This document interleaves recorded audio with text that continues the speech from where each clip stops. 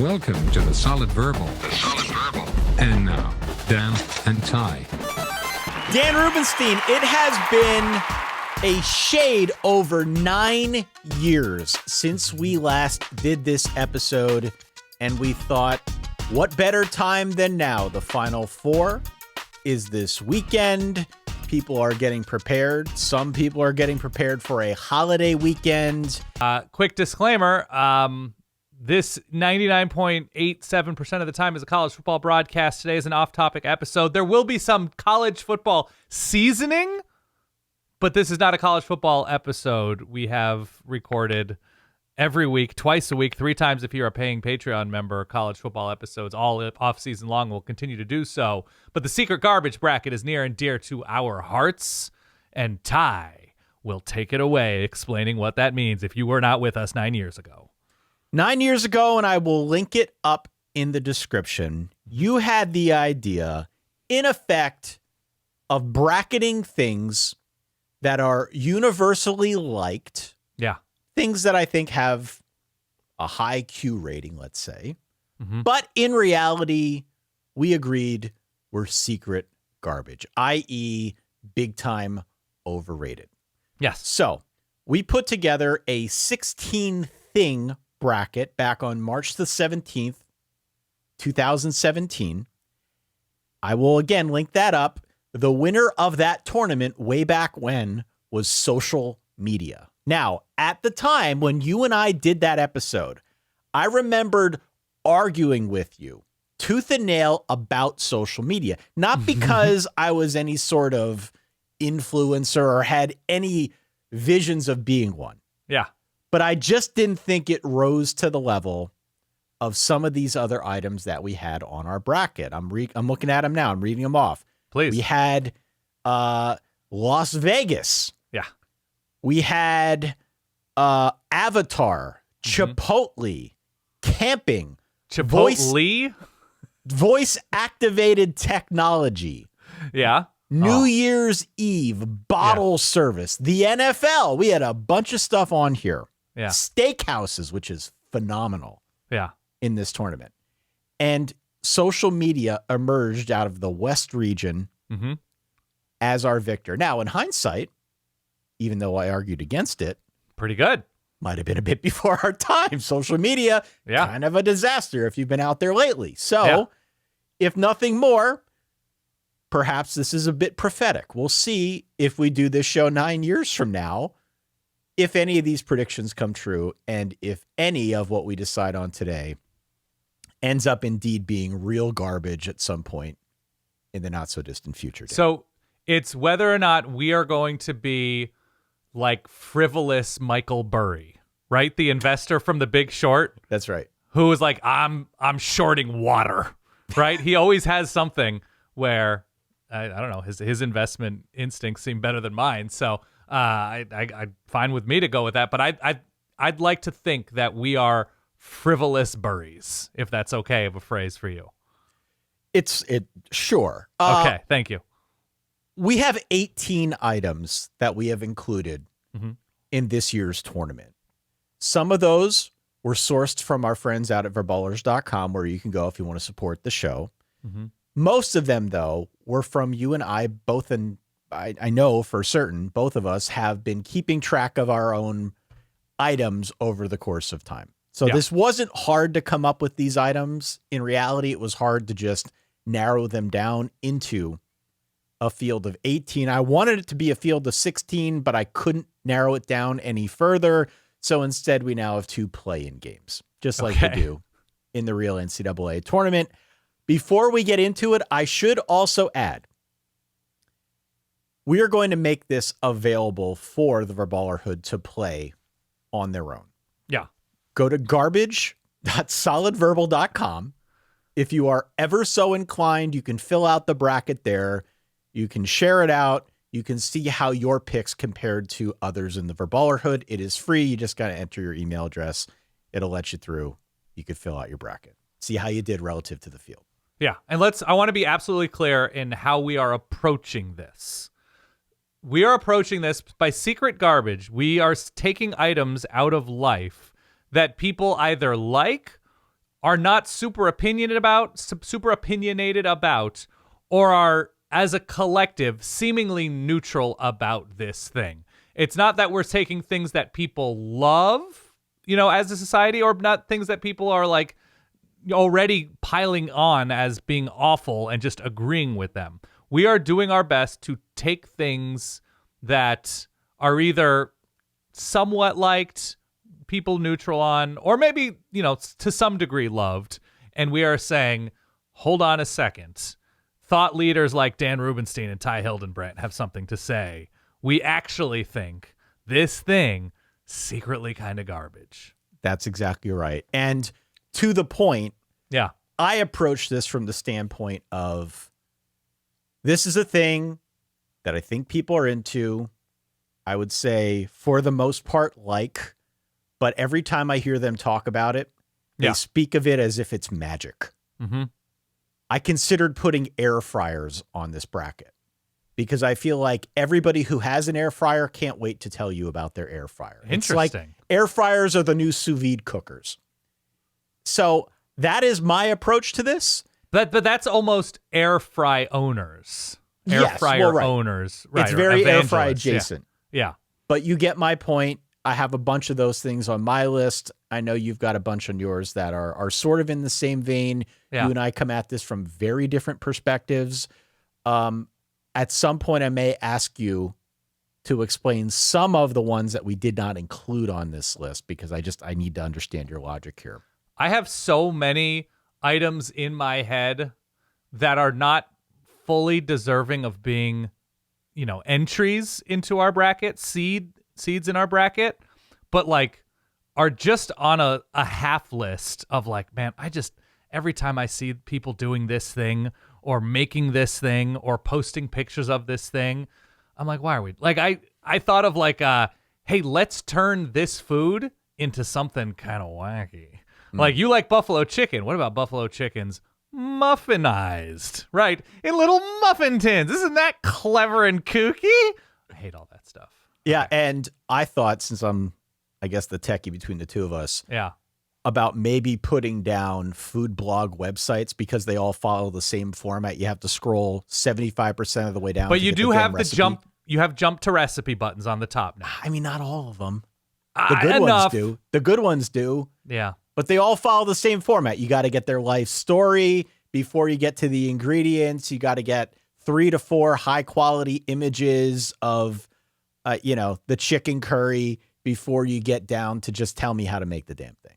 I dig some of the descriptions because some of the people are talking about why they chose certain ingredients and their tests involved. And I respect legwork, but at the same time, when you're looking for a recipe, sometimes or most of the time, you just want the recipe. I get it.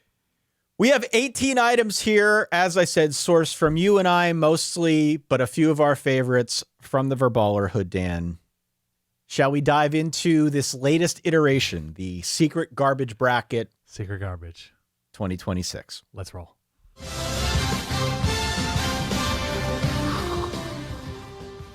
Our first matchup is a play-in game. Okay. The winner will go on to play our number 1 overall seed. This is a matchup between play-in team A, skinny beverage cans, and play-in team B, luxury watches. Okay. These are both your entries. They are. Please explain. Skinny beverage cans. I presented this to Solid Wife Kate, and she said, "Ooh, but they're kind of sexy, aren't they?" And I said, "Well, maybe. A little Maybe slinky.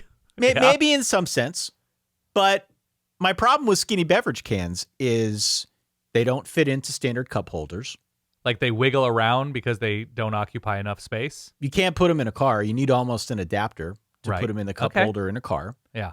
And by the way, it's not just alcoholic drinks anymore that use the skinny beverage cans. They're energy drinks. I mean, they're not new. Yeah. but- Cold brew will come in those skinny ones. Right. Yeah. But I feel like they're on a bit of an upswing right now. I see more and more of them. Agree. Secondly, if you are out at a tailgate and somebody has these things, and I know this because we put koozies out on our store You have to make a separate one to fit the skinnier can. They don't fit in the standard 12-ounce soda can style. Do they make skinny koozies? By the way, They do make skinny koozies. They Okay. do. And they're not necessarily any more or less, but they're harder to come by. Okay. And so there's that side of it. And I just wonder why we have to be different. What is the purpose of being different here, if only for aesthetics?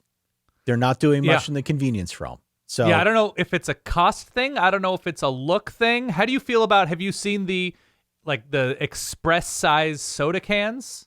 Express size? No. Yeah. So instead, how many ounces are in a standard aluminum can? I think 12. Okay. So they either make like 6 or 8 ounce cans now. So that, I don't know if it's for kids or for people who want to have a little bit of soda but don't feel like they Oh, the need little, that I've much. seen the minis. Yeah. I've seen those. Sure. Those The are little- okay. Those are okay by you. Because I Yeah. think they're closer in, what's the word I'm looking for? Diameter? Yeah. I think they're closer in diameter than the skinny ones are. So you're talking about like I understand what you're talking about. Okay. I don't find myself drinking cans all that much, so I don't have a strong opinion. But I understand the frustration when it comes to a cup holder, that it'll slide and slosh. I get that. And then the luxury watches thing, I've just never gotten that. And we could have very easily gone But does that with, make it secret trash? That hasn't affected your life at all. it hasn't affected my life, but if you've done any bit of browsing out there on the interwebs, people love talking about their watches. And this could extend to the fancy ones that you see commercials for. This could even extend to things like Apple Watches. Not a sponsor, probably won't be. Right. Okay. So just expensive watches in general. I don't really get the appeal there. I think I get it, and it's not for me. I think that's the distinction I would draw. I think I understand that people appreciate the craftsmanship, right? It's like very delicate craftsmanship that goes into, and they would call it a timepiece, Ty. Right, it has That to be goes- a timepiece. That goes into a timepiece. And then look, from what I know, there are certain vintages, right? That it's a Rolex from this collection in 1968 because it's a Paul Newman Daytona. That's as far as I go. It's a diving watch from this, So there is like a vintage in the way that people appreciate guitars or wine or what have you, that there's just a limited run because they're older and more rare. It looks nice on a wrist. I don't think you can argue that, right? That like a nice looking watch looks nice. But who cares?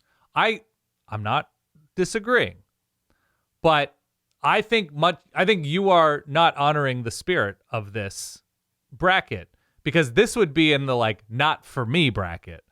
I don't think there's anything that I don't think you can state a case for them being garbage. I mean, I think they're a waste of money is what I think. Right. So that's the waste of money bracket. This is why it's a play-in game, right? This is why it's a playing game. Yeah. I would hesitate to move this one forward. Okay.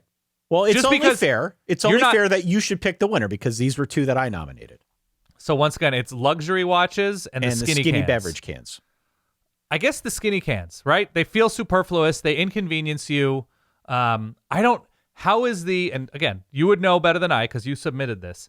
How is the flow coming out of a skinny can as compared to a regular can? It's about the same. It's that's equal not too flow. impacted. Yeah. It's an equal size opening. Right. And the thinness of the inside does not affect the speed, faster or slower, with which it comes out. Correct. Okay. But you're getting less face coverage with it. Correct. So it's sort of a daintier hold to your face. Right. Okay. I think it's more weird than garbage, but I will advance it. We will advance it. All right. So we've got our first advance. Yeah. Skinny beverage cans will go on to play the number one overall seed. We'll get to that in a second. Yeah. The second of two playing games is yours and one that came from the community. Okay. Yours was called haircuts. Oh, yeah. I don't understand this at all. You can explain it in a minute. I don't get this at all. Yeah. At all. You can explain for yourself. I will. This one goes up against one that came in on verballers.com from Jonathan. Podcasts on YouTube. Okay, so I guess this would be extended now to Netflix and what Apple's going to roll them out. They're all doing it, man. Right. Oh, Spotify has video pods. So it's the idea of the accompanying video version of an audio show. Maybe people are watching this one right now doing the same thing. So look, for the purists among us, Yeah. a podcast on YouTube, or some people who just post the podcast to YouTube and nowhere else, that is actually not a podcast. Right. A podcast is audio where I come from. Yeah. We've been in this game for a long time. Podcasts are audio. Mm-hmm. But over the course of time, if you actually want to grow a podcast, because you can't grow it through the normal methods anymore, or at least the old methods, Right. the only way it ever gets bigger is if you put it on YouTube now. Right. Jonathan's explanation here is, quote, I see enough zoomed in middle-aged faces on Microsoft Teams during my workday. Mm-hmm. Just let me listen to a conversation sans video while I'm doing the dishes. Thank you, Jonathan. Right. I would also add, as a podcast publisher, it is a pain in the you-know-what to orchestrate the whole process Sure. of doing what we do and also putting it in video form. It's going to be a total nightmare now that there is a whole Apple component that I'm guessing we're going to have to do at some point before. Right. So that's a whole other conversation. It is a pain in the neck. Yeah. I get where he's coming from. I don't mind it as much, but I certainly understand what he is speaking to here. Explain haircuts, Dan. I don't get it. First of all, my view of the video podcast thing is I generally look at it as a positive thing, and that's not just because I'm the sort of spearheading person behind the scenes here with the video elements of it. I like seeing faces if they're animated and back and forth and discussing something I'm interested in, because there is a dimension you get. And I'm not even talking about if you have a guest. I'm not even talking if it's two famous people. I just saw some clips of, I want to say, Steve Carell and Amy Poehler on Amy Poehler's show. And when you are able to put faces to voices, I think it adds dimension. And I feel like you're sucked in a little bit more. But I understand. And to whoever's forcing Jonathan to watch instead of listen, please stop. He does not want to watch. No. And I get where he's coming from too, right? That some people like that. It's just like the personal experience in headphones, and that's your preference. Totally you want to hear cool. something crazy though? What? And I understand where he's coming from. And, this could probably be its own episode completely, Yeah. but no one wants to hear me drone on about this. Right. But among the people who prefer audio, Mm-hmm. like Jonathan, there is a widely published study at the end of last year. I believe like 66% of the people who prefer audio still find all their new podcasts on YouTube. So yeah, whether love it's it or hate shorts it, or yeah. love it or hate it, that is the primary discovery mechanism for what we do and what many other people do. So Right. even if you're not into it, Jonathan, it definitely serves a very valuable utility in the podcasting world. Anyway, Right. Explain haircuts. Okay. What is this? I am pro getting your hair cut. I am pro getting your hair cut and styled and shampooed or colored or however it is that you prefer to have your hair done with whatever regularity you prefer. I have a problem that in 2026, and this is the haircutting industry, I guess, if we're going to be more specific about haircuts, about the barber, stylist, whatever kind of industry that you patronize. The haircut industrial complex. The HIC, correct. Yeah. That I don't know qualifications. I don't know how long you've been cutting hair. When I'm if I move somewhere, if I'm on the road somewhere, if I've had instances where my barber moves away or goes to a different place to cut hair. That's like, yeah, I'd follow him if he were 11 minutes away, but 38 minutes away, I'm out, right? And the barber has recommended people.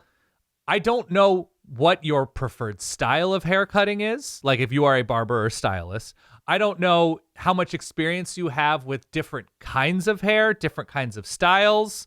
I want a recommendation engine, or I want to see more about you and your work than what an anonymous person on Yelp or Google reviews can offer, right?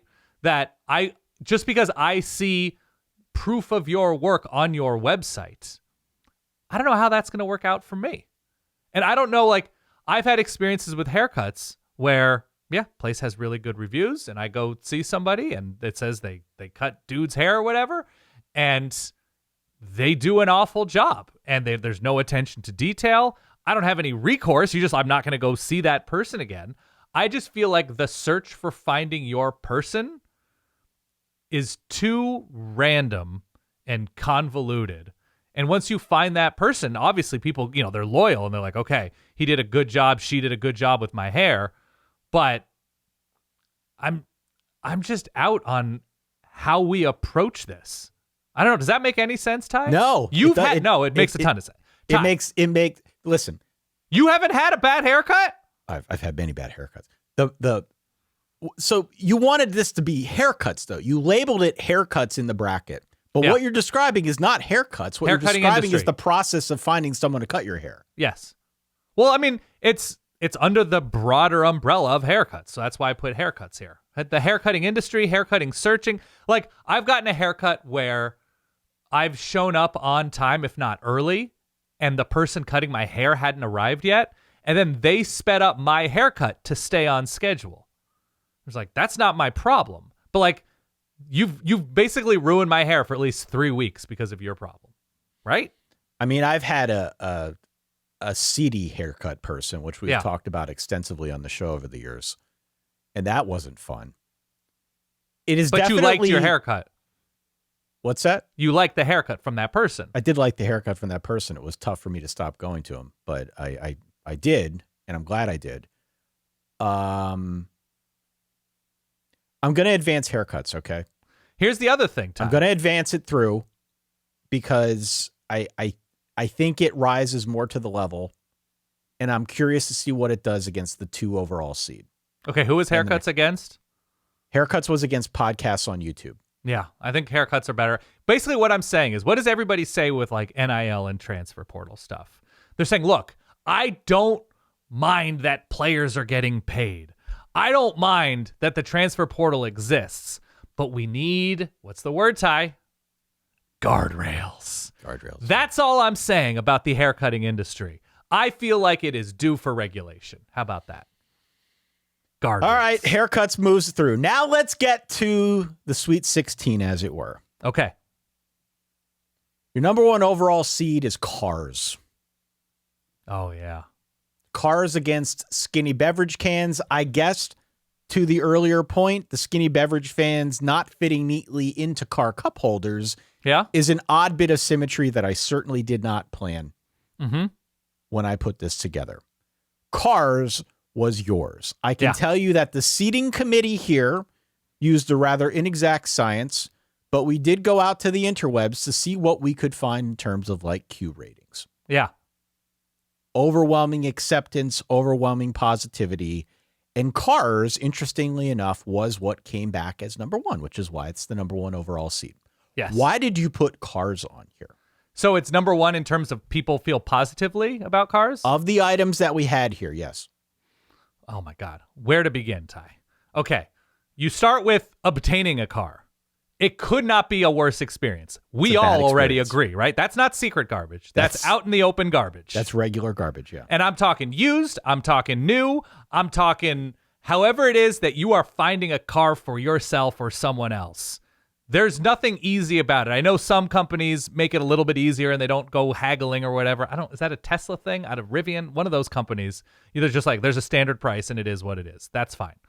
But obtaining a car, terrible. Sitting in a car, also pretty terrible.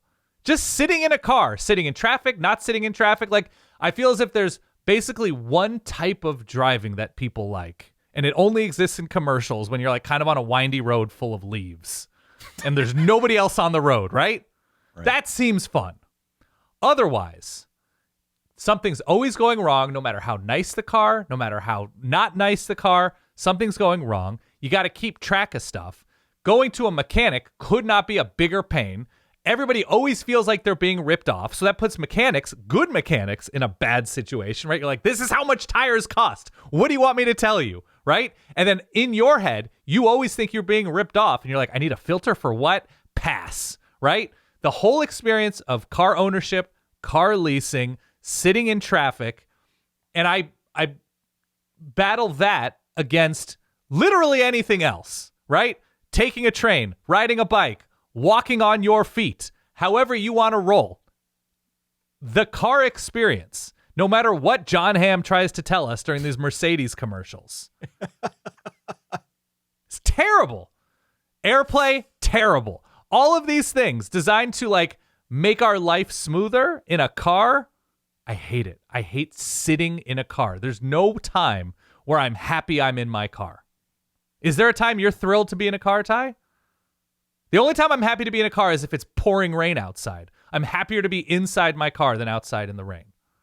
I am happy to be in my car because a couple times a week I need to go on a drive.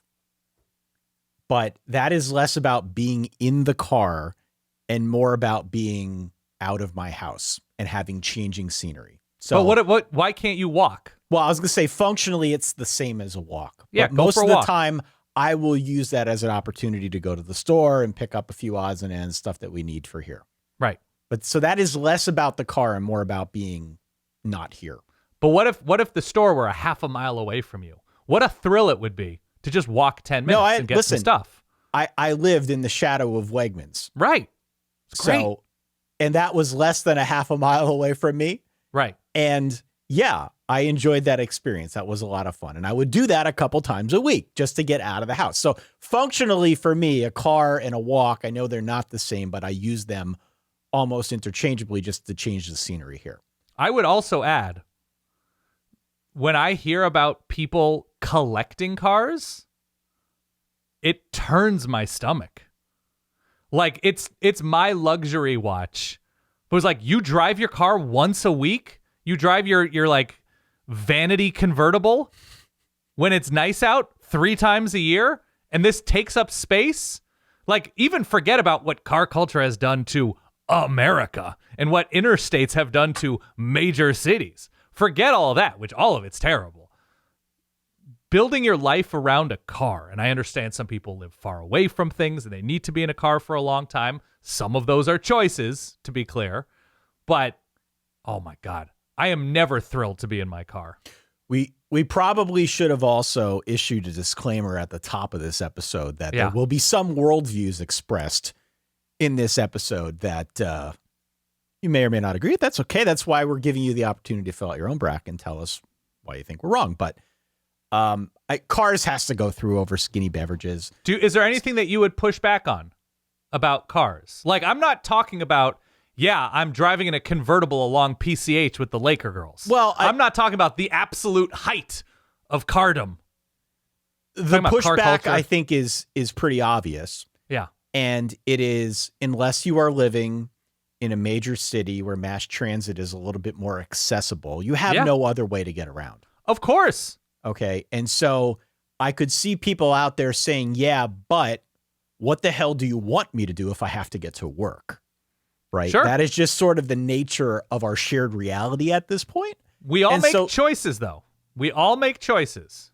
I guess, but like I'm living in suburbia over here. I know you are now too, but when you were in New York, it was a lot easier to hop on the train to walk to the office. I never really had that. I would love that option. Oh, let's be clear. Living here, but I never had that. So I had no choice but to get the car. My criticism isn't for people who need cars because they've been priced out of areas and have to go on long commutes where there's not public transportation. My criticism is we have designed our country to be car forward I'm with you on that one. Public transportation forward, or have walkable places or build up. And I think it's a lose-lose for everybody involved other than the car industry. My algorithm is very deep into the future of transit. Weirdly enough. Yeah. They just give that to me. I keep ingesting it whole. So I'm with you. Cars moves through over skinny beverage cans. By the way, I used to see all the time with regularity, and this is a name drop, but it's not a name drop to try to impress you. I used to work in Southern California, in an area called Burbank, where all the major TV studios used to be. Jay Leno, look at you. I saw that dude all the time, just hopping around in his Duesenberg. And I was like, is there anything that is less impressive to me than making dozens upon dozens, at least of millions of dollars, and pouring it into old cars. I know people love it, and I respect that there's like a nostalgic value to whatever kind of collecting you're doing. But like buying up warehouse space to store your weird old 1971 whatever. Oh my God. Just secret garbage to me. That's all. All right. Let's get to an 8-9 matchup. The winner takes on cars. Yeah. These are two more from you. These are two more that I also do not really understand. Okay? Okay. I'm ready. The number 8 seed is grocery stores. Oh my God. The number 9 seed is food delivery services. Yes. Explain yourself. These are easy. Okay. Grocery stores are laid out in usually a nonsensical way, although I always do remember, I think it was Michigan great Tom Brady saying you should only shop on the outside rim of grocery stores where the food is fresher, right? The produce section or maybe freshly baked whatever or the seafood counter. I never thought of it that way. That's a good point. Yes. His thing, I think, maybe I'm misattributing, was like nothing that comes in a box or bag. Okay. Right? And this is great, but like you're going to spend more money at a grocery store that way. The rhyme and reason of layouts, the idea that I need to peruse 15 different kinds of tortillas or peanut butter, it's a waste of everybody's time. The layout never makes sense. Things change store to store, and even stores themselves change where things are all the time. I don't like the organization of it. I actually kind of like the self-checkout revolution. I don't know how you feel about that. I'm into it. Yeah, I'm into it. I'm okay with it, though I think if you have to use the biggest cart available, maybe that's not the area for you. They should regulate that part of it, yeah. You ready? Guardrails. Between layout and like the enormous amount of selection and variety, I don't love.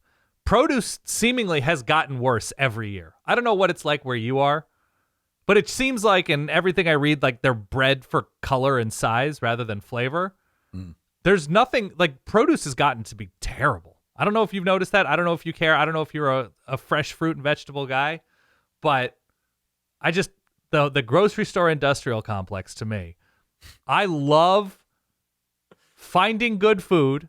I love cooking good food. I love eating good food. I try to give my kids as much like nutrition as humanly possible that they're able to not yell at me about.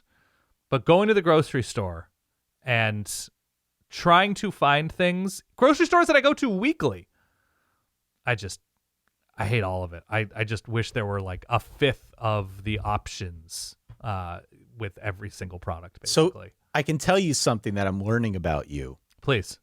That just occurred to me as you were going through that description. Have you had a modern berry? They're trash. It's occurring to me as you were describing all these things that if we put out a subsequent secret treasure bracket, your number one overall seed might be living off the grid. No, I have a bunch of secret treasures, but it's not living off the grid, though that is part of my algorithm. I was going to say, it's not part of mine, but I was just, anyway, I'm grocery stores. Off-grid curious, but not off-grid gung-ho. Grocery stores, okay. And listen to me, I love to peruse. I love to learn about certain products. But like, instantly, like, okay, I have to wade through 8, the Marshmallow Fluff Company is making peanut butter. Cool. Thanks for showing me that. Or like, I'm so happy that Fruity Pebbles and Frosted Flakes are doing a collab. I'm so glad that Mr. Beast is trying to sell me turkey. Great. I don't care about any of the garbage stuff there. And like, it's just, I don't know. It's infuriating what you have to wade through to get hopefully good stuff. What's your stance on coupons? You know what? It's another good question.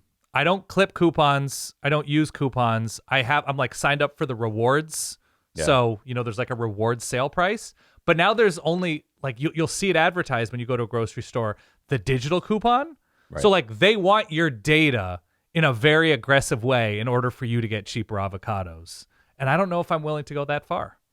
I feel like this off-grid thing is something we should explore further.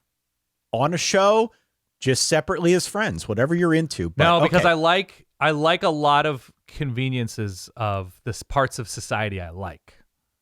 That's the 8 seed. The 9 seed is food delivery services. So there's Yeah. potential here for an upset. I do have an upset sound. If we have one, this wouldn't be a big one. Typically, these aren't very big upsets. Yeah. For what it's worth, at time of recording, we're doing this a week before, I guess 6 days before it goes live. Yeah. Iowa just knocked off Nebraska They to did. go to the Elite Eight, and they are a 9 seed. So there's real potential here for our 9 seed, which is food delivery services.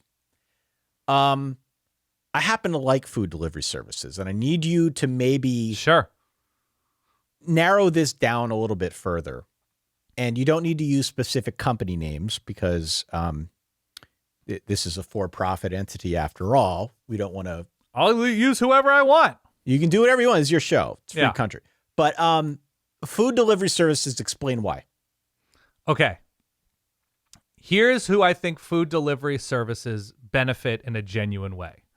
People who perhaps have a physical reason why they can't cook all the time or are unable to go out and pick up food. I think the convenience of somebody bringing you your food, if there's some sort of legitimate physical or medical reason that you can't do it, even if it's temporary, right? You break your leg and you live alone, and it's much easier to get your Kung Pao chicken or your sausage pizza or whatever because somebody's delivering it. Great. Cool. I'm okay with that. But I've seen you, Ty. You're in good shape. You're of sound mind. You can see most colors with your eyes. You're in a pretty good position.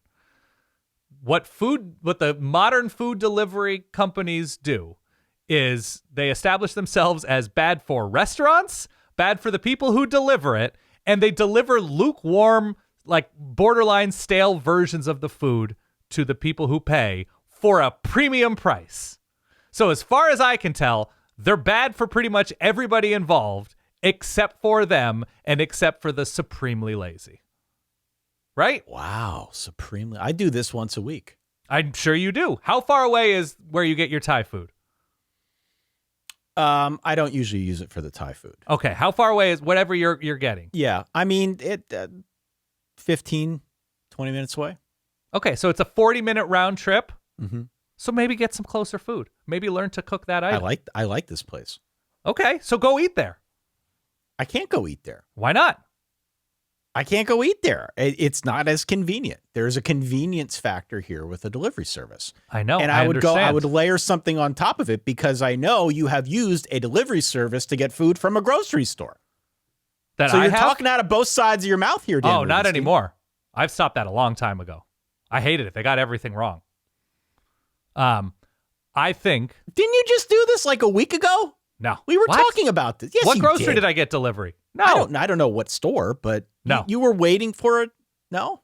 No, not grocery delivery. I don't order food delivery. I don't order grocery delivery. My wife does. I'm not going to control her. But in terms of what I can control, in terms of my consumption, no, I man. do grocery store deliveries. I do food deliveries. So I'm on both sides of this, Dan. I understand What's what you're saying. stopping you? Okay, I understand what you're saying, and I Yeah. will say, in terms of the predatory nature of it, Mm-hmm. the food delivery thing. There's much more out there about the food delivery thing. Yeah. And the impact that it has had on, as you said, restaurants. Sure. And specifically the controversies that I have read about have been about the tips not going to the people who deliver the food, Sure. the people who deliver the food not being paid properly. More recently, there's been some stuff out there about how they use some algorithmic tools to determine who is willing to pay a little bit of a higher price Yeah, of course. without you even knowing it. And so for that reason, I am inclined to put food delivery services through It's over grocery stores. I couldn't be more thrilled to push food delivery services through. It's also, here's the other thing, Ty, and you might not have a problem with this. I have a problem with it because I work from home. If I am specifically cutting off chances to interact with society for the Nah, convenience I don't care of about that. I care about it, man. I I don't need to care get about out. I need to Well, get I out. need to and get be with out the too. people. I was talking about cars. I know, I was but there arguing is some for cars, which is not something I normally would do. like But you run into people at the store, you run into people picking up takeout food. I don't know. There is still something about rejoining society after your day of work at home that I appreciate. And having people just bring things to you, I think further isolates you. Like I was thinking about figuring out a way to put in your house or your apartment or your condo. we did have somebody suggest home ownership for what it's Well, no, worth. I'm not talking about ownership. I'm talking about spending time at home. Like, I think it's bad. I think it's isolating, and I think it's bad. I think So it's let me- anti-society. Let me add something to this, though. Yeah. I'm also talking out of both sides of my mouth. Please. I'm going to admit this here publicly. Okay. I haven't actually gone to and shopped at a grocery store over the last couple years more than 20% of the time. Okay. So I use the grocery store delivery service a lot. A lot. See, I don't think it's. Oh, but what you were talking about was Instacart. Was what I was waiting on, not gross. So I use Instacart, and it's not for a grocery situation in the way that it's not like for my weekly groceries. It's for my the only place I can get it is it's for my tomatoes for my pizza, Right. and the only real way I can get it is through Instacart, and I leave an enormous tip. I always leave an enormous tip when I do it. Yeah.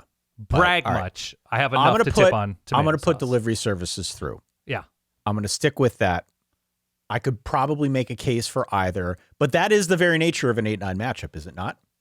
You can pick one or the other. It's sort of an even field. I agree. But what you do for a living is perfect for somebody to just go to the grocery store. I know it is. You're I know not it is. living- I know it- you're not- But listen, it was a COVID thing, Dan. It was a COVID thing because I know. that was you get in the habit of doing that. We got in the habit during COVID of having delivery services bring the groceries to you, and we just sort of became those people. And there are It's many not different too late, ways to Ty. do it. It's not just through apps and stuff like that. I mean, some grocery chains offer that as part of like their own subscription thing. Yeah.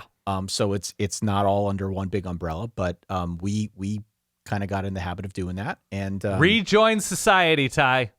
Get No way, out there. The people miss you. no, I'm good with this. But I will Well, go with you're- food delivery services because I think you make a strong case for it. And You're I a think grocery hermit is what you are. there is a more predatory nature to it that makes it more garbage than grocery stores. Okay, fair enough. Next. 5-12 matchup, Dan. 5-12 matchup. These are two more of yours. I promise there are a bunch of mine that are coming on the bottom end of this bracket. And listeners, yeah. This is also going to be a long episode. If you need to take a break at some point, Dan, just let me know.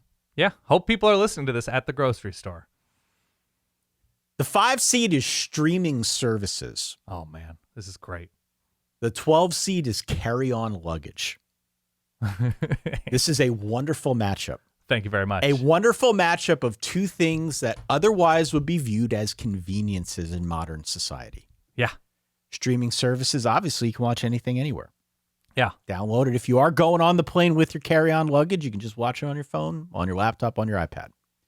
Carry-on luggage, I need to get the case against carry-on luggage because I got to be honest with you, I can make a pretty strong one that streaming services are secret garbage. Yeah. I don't know if I can do that for carry-on luggage. I think I know where you're going with this, but you're going to need to spell it out for me. Okay. Streaming services are easy. It's algorithmic. It's not that fun to just sit and peruse. Again, there's so much actual garbage, especially on Netflix now, right? That like, and this is not a matter of Netflix as a company because they do make some good stuff, but I don't know if this is an algorithmic thing because of what I've watched on there, what my wife has watched on there, but you see what's popular and you see what's served up to you and you see what seems to multiply, and it's original content centered around nothing. It's just like, here are the richest people in Charleston. And then you want to know who's evil? Tyra Banks. You want to know who's evil? These top 400 like child molesters. You ready for a 7-part series? Like, it's so much just like listy garbage, and I just like quality movies and TV shows and stuff like that, that it's just this bright, shiny, hey, here are the best townhouses in Toronto. And you're just like, God, you again, it's the wading and the variety, wading with a D.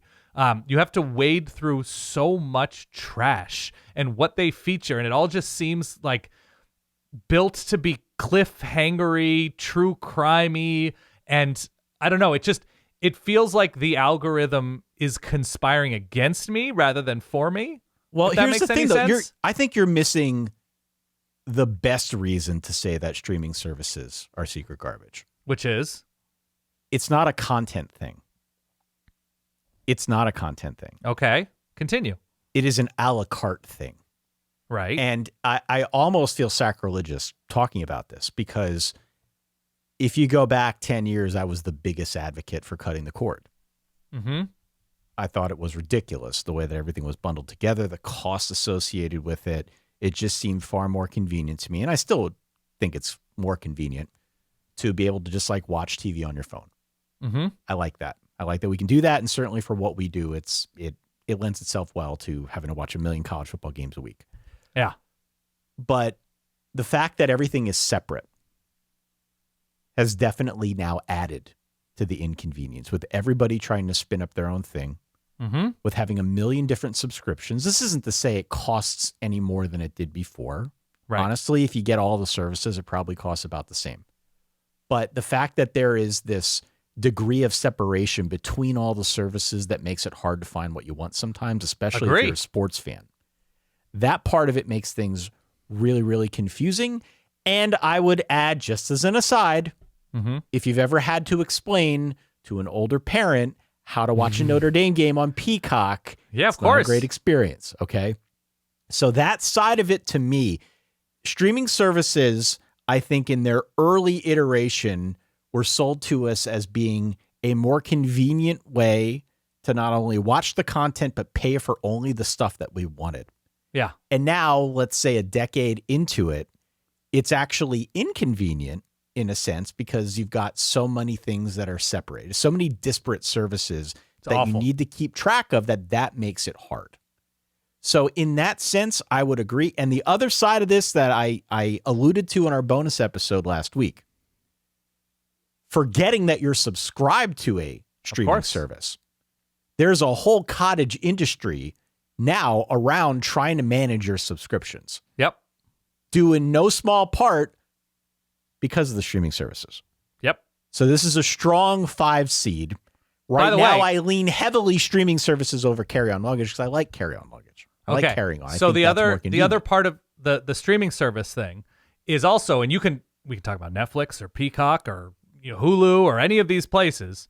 If you have to or want to subscribe to a sports-specific or team-specific streaming service in order to watch games or matches, whatever.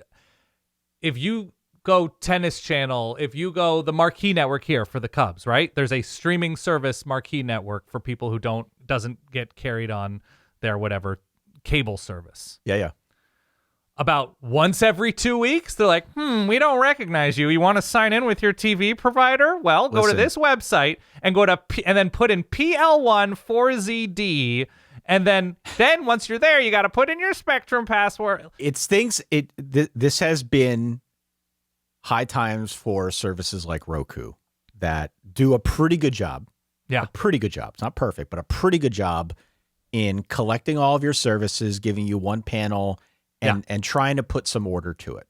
Yeah. It is not an easy task. I feel like it's gotten harder. But we have definitely gotten to the point where, and we see this in other industries where things unbundle and then rebundle. I do wonder if we are approaching some sort of tipping point where people want to put things back together. I know YouTube is doing the skinny sports package for people who are interested in sports and trying to collect some of these things in a more streamlined way. But it's definitely, we've seen some unintended consequences. Even YouTube TV, which, what you said, they're doing a skinny sports bundle. They are, yeah. if you go down on YouTube TV, like the conceit of it was, we're going to find these popular channels, we're going to bulk them all together, bundle them all together, and that's going to be your new thing. When you start scrolling down YouTube TV, there are channels you've never heard of. There are channels that you will see down there, and then the next time you use YouTube TV, you're like, what is this? Like, you don't even remember time to time. They're they're turning into cable. Yeah. We're both subscribers. Yeah. Okay. I'm not necessarily arguing against that service. I think that is a good service, but I would say streaming service culture, the move It's awful. full bore into streaming everything has definitely added some complexity, and the login thing that you mentioned. The login's the worst, man. Listen, this is not necessarily me having an axe to grind with ESPN or Disney or any of those things. Mm-hmm. They have redesigned ESPN and Disney 1,000 times. The login still does not work. I still have no idea. Every time with ESPN. I have no idea how to log out. I have no idea how to log back in. Terrible. I have no idea. This is God's honest truth. I'm not currently using that subscription. Okay. There's nothing on there that I'm currently interested in watching on Disney Plus. I cannot for the life of me figure out how to unsubscribe from it. I don't know how to do it. I am knee deep in every technology that is currently available. Yeah. I play with everything. I cannot figure out how to unsubscribe. I'm going to have to call the credit card and tell them to just bounce it. I don't know how to do it.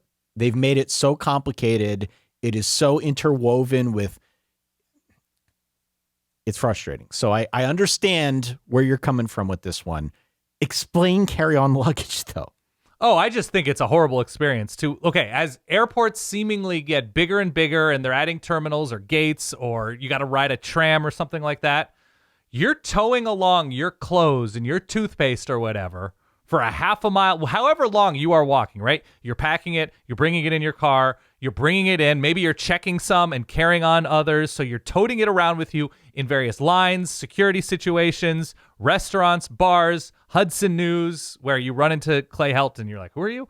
And then you are at your gate and you have this thing. Then you have to board a plane. Hopefully, you board a plane and you're in a group where there's still room to store a suitcase full of things that you will not open, not broach, not whatever, all because you want to save 11 minutes to get to a Courtyard by Marriott a little bit faster, or, whatever. Nobody's really in a rush for the most part once they land. They just don't like waiting at the carousel, the baggage claim for bags. There is nothing that makes me happier than checking a bag and walking through an airport unencumbered by suitcases for no reason. And you deal with people dealing with the overhead bin. It takes longer to board, longer to deplane because people are jamming suitcases in. People are removing it. That was the angle that I was expecting, because I'm a full evangelist for carrying on, if possible. Oh, I hate it. Not over the top. Well, you used to be. You used to be into it, and then you had kids, and now you're like, well, maybe we'll just check the bags. Look, I've traveled with kids with carry-on, without kids with carry-on. I can't tell you. It just makes the experience so much better to be unencumbered by suitcases. I'm also a forgetful person. It's another thing for me to forget. All fair points. The thing that I thought you were going to bring up that drives me nuts is when you do carry on, the two parts of the process. A, they have that little thing before you go onto the plane where you're supposed to put the bag in to see if it's to size. Of course. You know what I mean? And it's nothing is really that size. Some is, some are, but a lot isn't, but they still let it through. So it's kind of a sliding scale. That's one thing. It always gives me agita. The second thing, though, is if you're on a plane that's particularly crowded, you always run the risk of going on the plane with your suitcase and suddenly there's no room for the suitcase. So then you have to back out, you have to inconvenience the people behind you. That part of the process is broken. They need to fix that. I feel like there's a lot about the modern air travel experience that if somebody just put it into, some sort of public thought forum, and people will come up with a million better ideas for how better to do this. But how often are you on a plane where you see somebody like, oh, I'm so glad I brought my carry-on because there's a thing I can't fit into my purse or backpack that has to be stored in a carry-on piece of luggage. Like, no, if you have medication, if you want a light jacket, all of that fits on your person. I hear that. I back in the day, Mama H had luggage stolen from the baggage carousel. Okay. Well, that's anecdotal. It's anecdotal. We can't all inconvenience ourselves for Mama H. I have scar tissue with the luggage carousel. Oh my God, Ty, grow up. Come on. It's a show about honesty. I understand, Ty. No one's listening anyway at this point. I'm just saying this is where I'm at. Let's put streaming services through. Can we put streaming services through? Secret garbage. Yeah, that's fine. The 5 over the 12. Let's do one more, then we're going to take a break, okay? Okay. The number 4 seed is ChatGPT. Okay. The number 13 seed is greeting cards. This is the first real matchup, first round matchup between one of mine and one of yours. For what it's worth, I think greeting cards is a fabulous 13 seed. Thank you very much. Roger Sherman would have this 13 seed on his YouTube video. Thank you very much. Greeting cards. The UC Irvine of this bracket, yeah. Greeting cards are a racket unlike any other. It could have been a 2 seed, honestly. Mm-hmm. We have advanced in society in many ways. A lot of them good, some of them not. Yeah. We've never advanced beyond the greeting card industry and the need for the greeting card. Agreed. You get the greeting card. The greeting card is obviously a nice gesture. In many cases, it's a vehicle to put the gift card inside. And I would say in 90% of the instances, it just goes in the trash anyway. With a greeting card, the cool thing is you could buy a greeting card or you could just give your gift recipient $4 of cash and say, here, throw this away. It's your choice. Same exact idea. Isn't that the same concept, though, of like gift wrap or gift bags? Okay, so there is a show to a reveal of a gift. That doesn't exist, especially when people give a gift card. If we want to go into the gift card portion of this matchup now, the whole show is like, okay, you either buy a blanked gift card and most people write something minimal in there. Happy birthday, love you, Dan, right? Or congratulations, Uncle Ty. And that's kind of it most of the time. Or there's like the goof card where there's something funny on the front and then there's a punchline in the middle and then it's happy birthday, Uncle Ty. Yep. And then it's thrown away. Right? Yep. I don't understand why anybody should be wasting their time going to a store. Anybody should be paying money for these greeting cards. I know that there are sometimes funny, like, oh, that speaks to me and my relationship with my brother or with my dad or with my grandmother or something like that. And you buy it from a website and it's like so custom and like interesting and the artwork is cool. Even then, I'm like, okay, fine, but still whatever. The greeting card idea to me is something that we should all just move past. And I would even posit, Ty, writing a letter by hand. Let's say you're going for Valentine's Day. You're getting chocolates or flowers or whatever you're getting for Valentine's Day. Maybe a DoorDash delivery because it's you. Writing a letter, even if it's just on a legal pad, writing one page to Solid Wife Kate and been like, hey, I know this year has been, has had its ups and downs, but you're my constant, you're my love, blah, blah.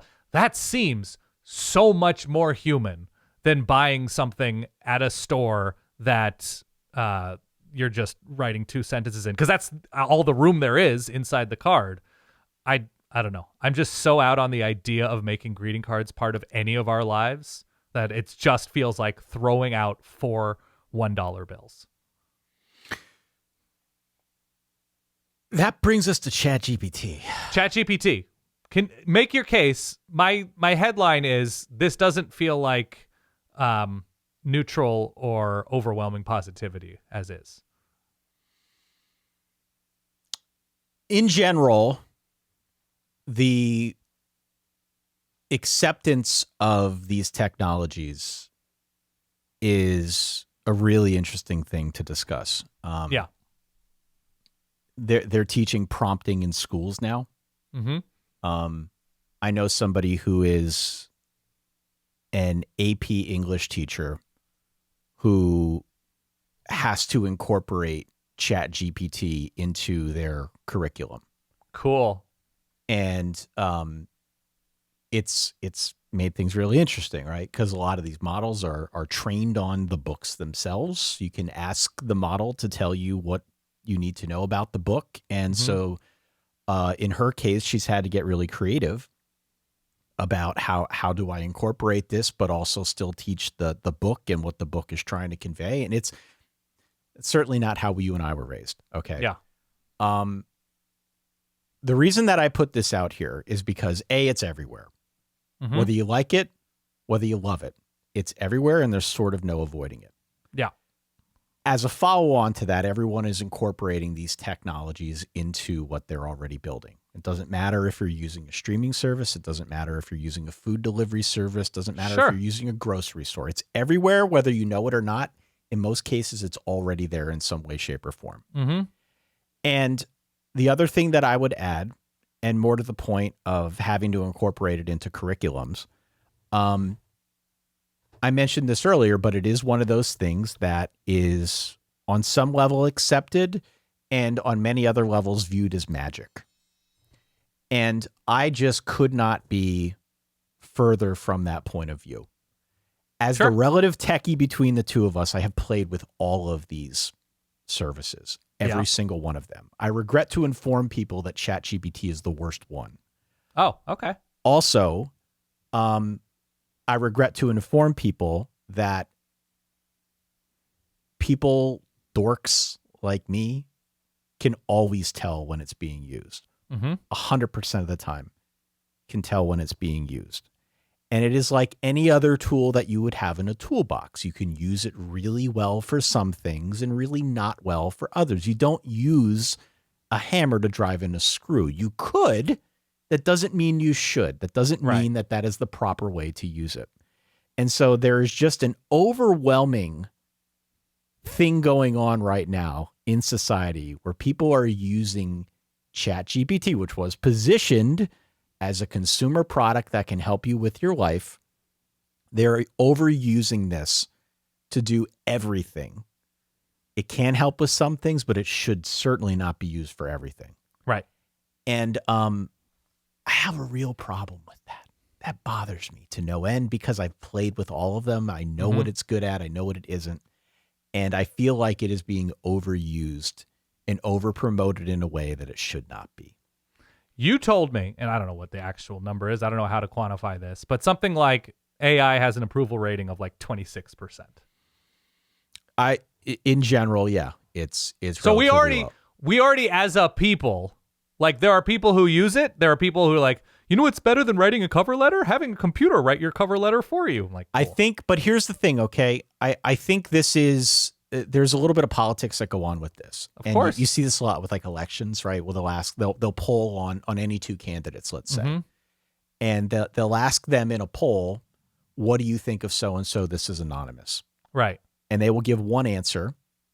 And then when it comes to vote, they will go with the other thing. Right. There's a little bit of saving face, I think, when it comes to this. Whereas, much like you see with elections where you'll say one thing if somebody is asking you on a telephone call or asking you face to face, but then you'll do something else behind the scenes. And I feel like that is what goes on with these services. There is a little bit of a taboo thing with using a GPT, with using any of them, depending on what you're into, where you might not want to admit it.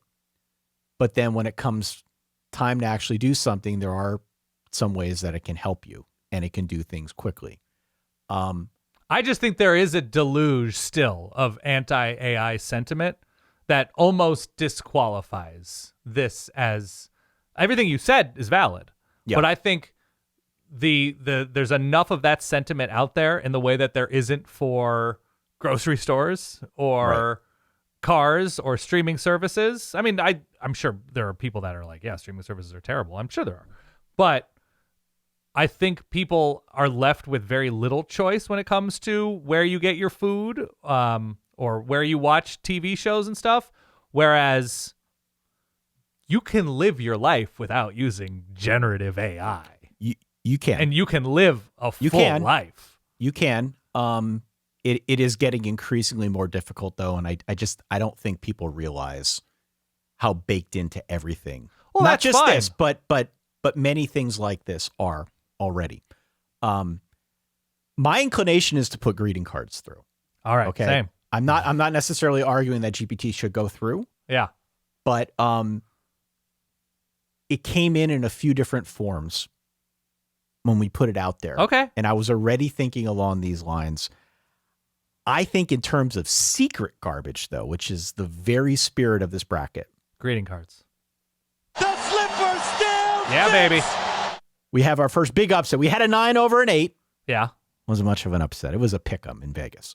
But greeting cards over GPT, I think, is a really, really good play. It's a big upset. Roger Sherman definitely had this one in the bingo card. Let's attack the bottom half of this bracket and let's find a garbage champion.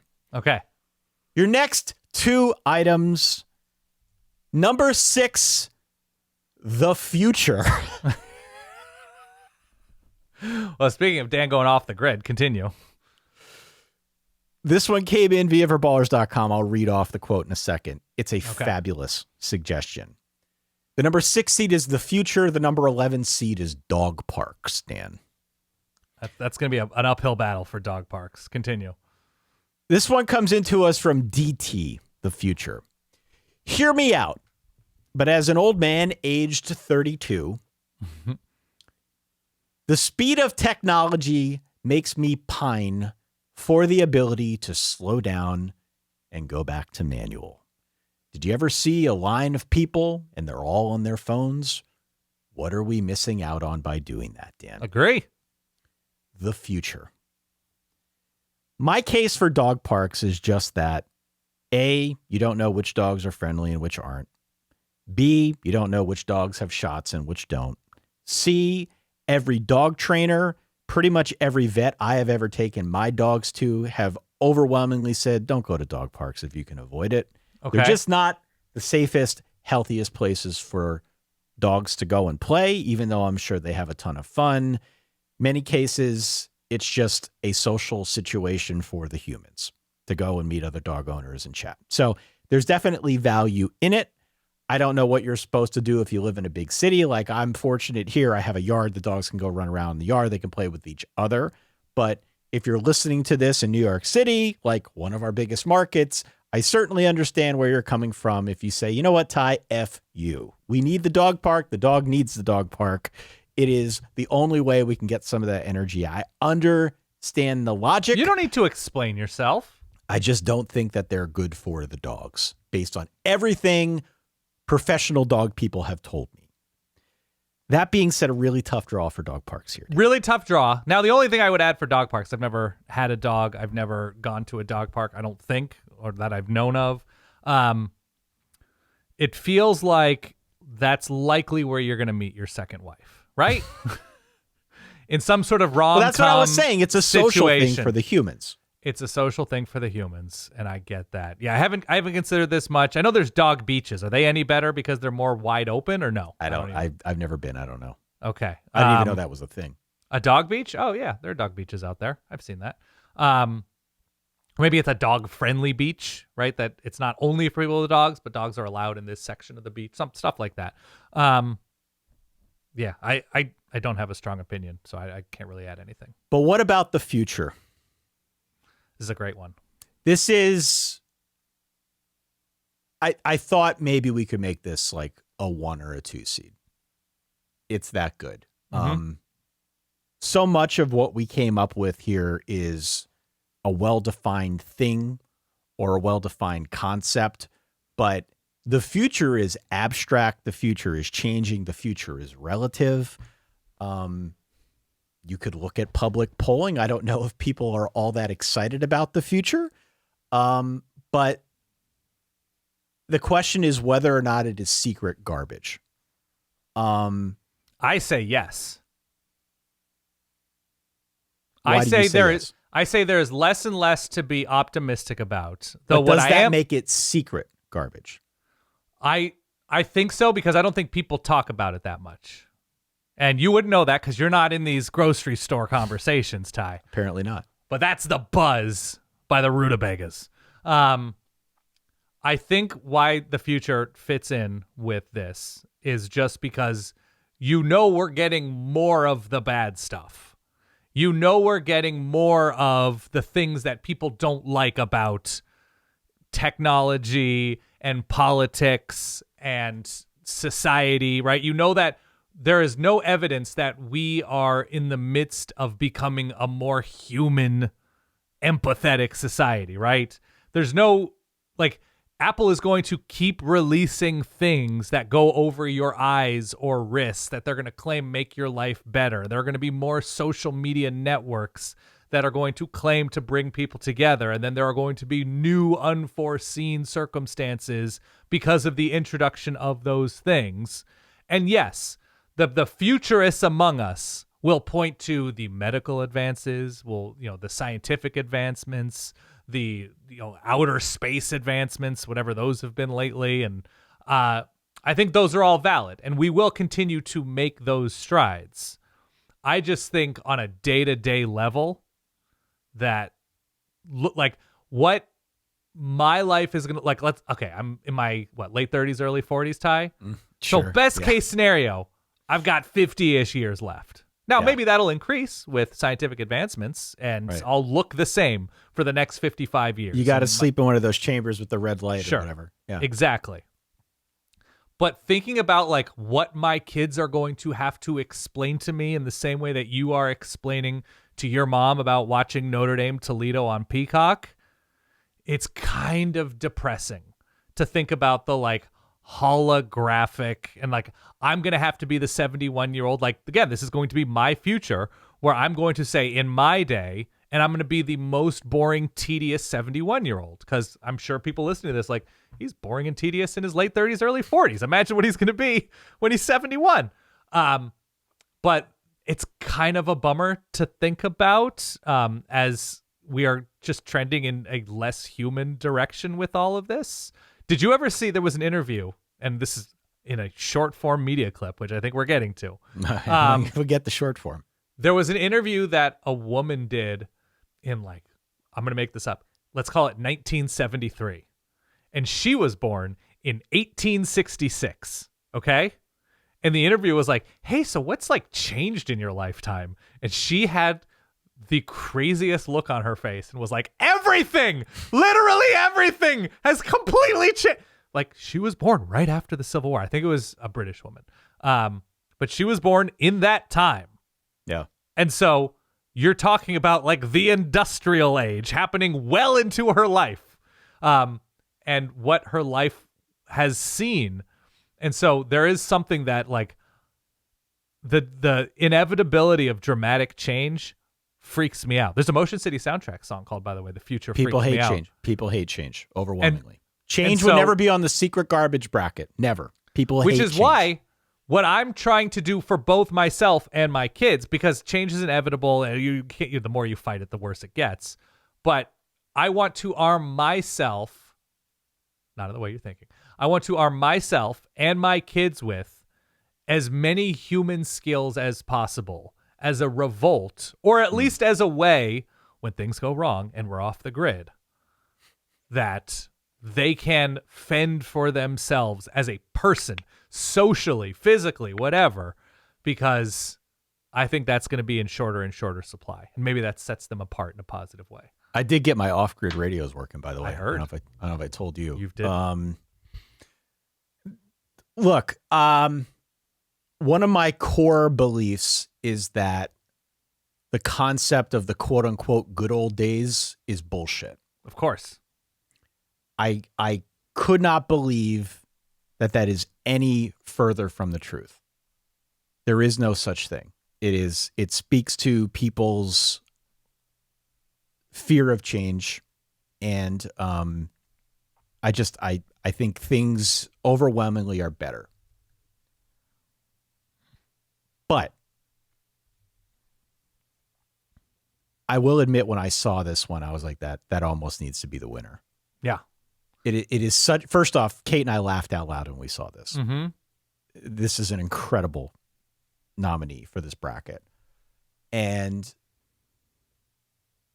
there is definitely, I think, only on the technology side, I'll speak to that. I certainly don't want to speak to the political and the geopolitical side of things. Okay. There are plenty of other podcasts for that, but sure. I will speak to it just within the narrow view of technology and where things are going.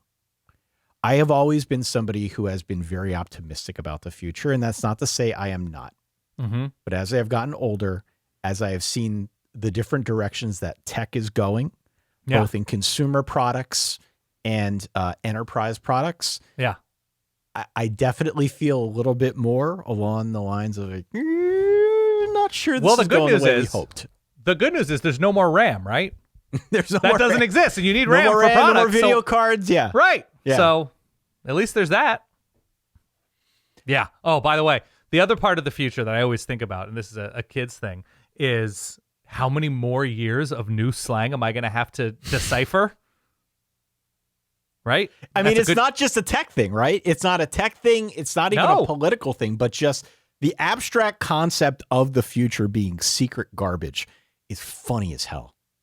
It is funny as hell, man. This got to go through over dog parks. I think it would do me good, and I think it would do everybody good if, as they grow older, instead of looking down upon younger generations, they try to understand that every younger generation is different and does new things and has new ways of doing things and evolves and change, because that's what the passage of time means. That said, again, having 50-ish years, if I'm lucky, of learning what every year's 6-7 is, and like having my kids come home 5 and 7 years old to say like, oh, I cooked them. I was like, oh my God. At Horse? You cooked Will at Horse? That I'm going to have to, to sort of endure that over the years. It's not something I'm looking forward to, but I do want to be the person who has empathy for younger generations, as I get older. I have a lot of hope for younger generations. I do. I mean that honestly. I really, truly do.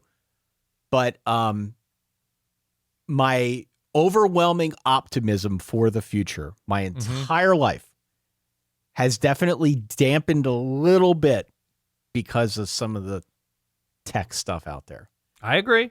I totally agree. I'm a techie, Dan. You know this. I mean, I'm playing with all these tech gadgets all the time. That's what I'm into. But you never watched The Sopranos, did you? No. Oh my God, Ty. I mean, here and there, but not. No. There's just a really good. There's a good Tony Soprano quote. There's like that says, "Remember when is the lowest form of conversation." And when you were talking about like the good old days, it reminded me of that. Continue. I don't think the good old days are real. As I'm going to bring up like Bobby Abreu. There's a difference between that and naming guys and honoring their accomplishments. There's a difference between nostalgia and looking back fondly on the things that we experienced, and in this case, baseball players that we admired. Look, we are honoring their contributions to baseball. I'm not talking about the times. I'm just saying, like Andy Van Slyke, worthwhile. Next bracket. We're putting the future through, right? Yes, absolutely. The future goes through. Number 3 seed is beach vacations. Number 14 seed is wireless charging.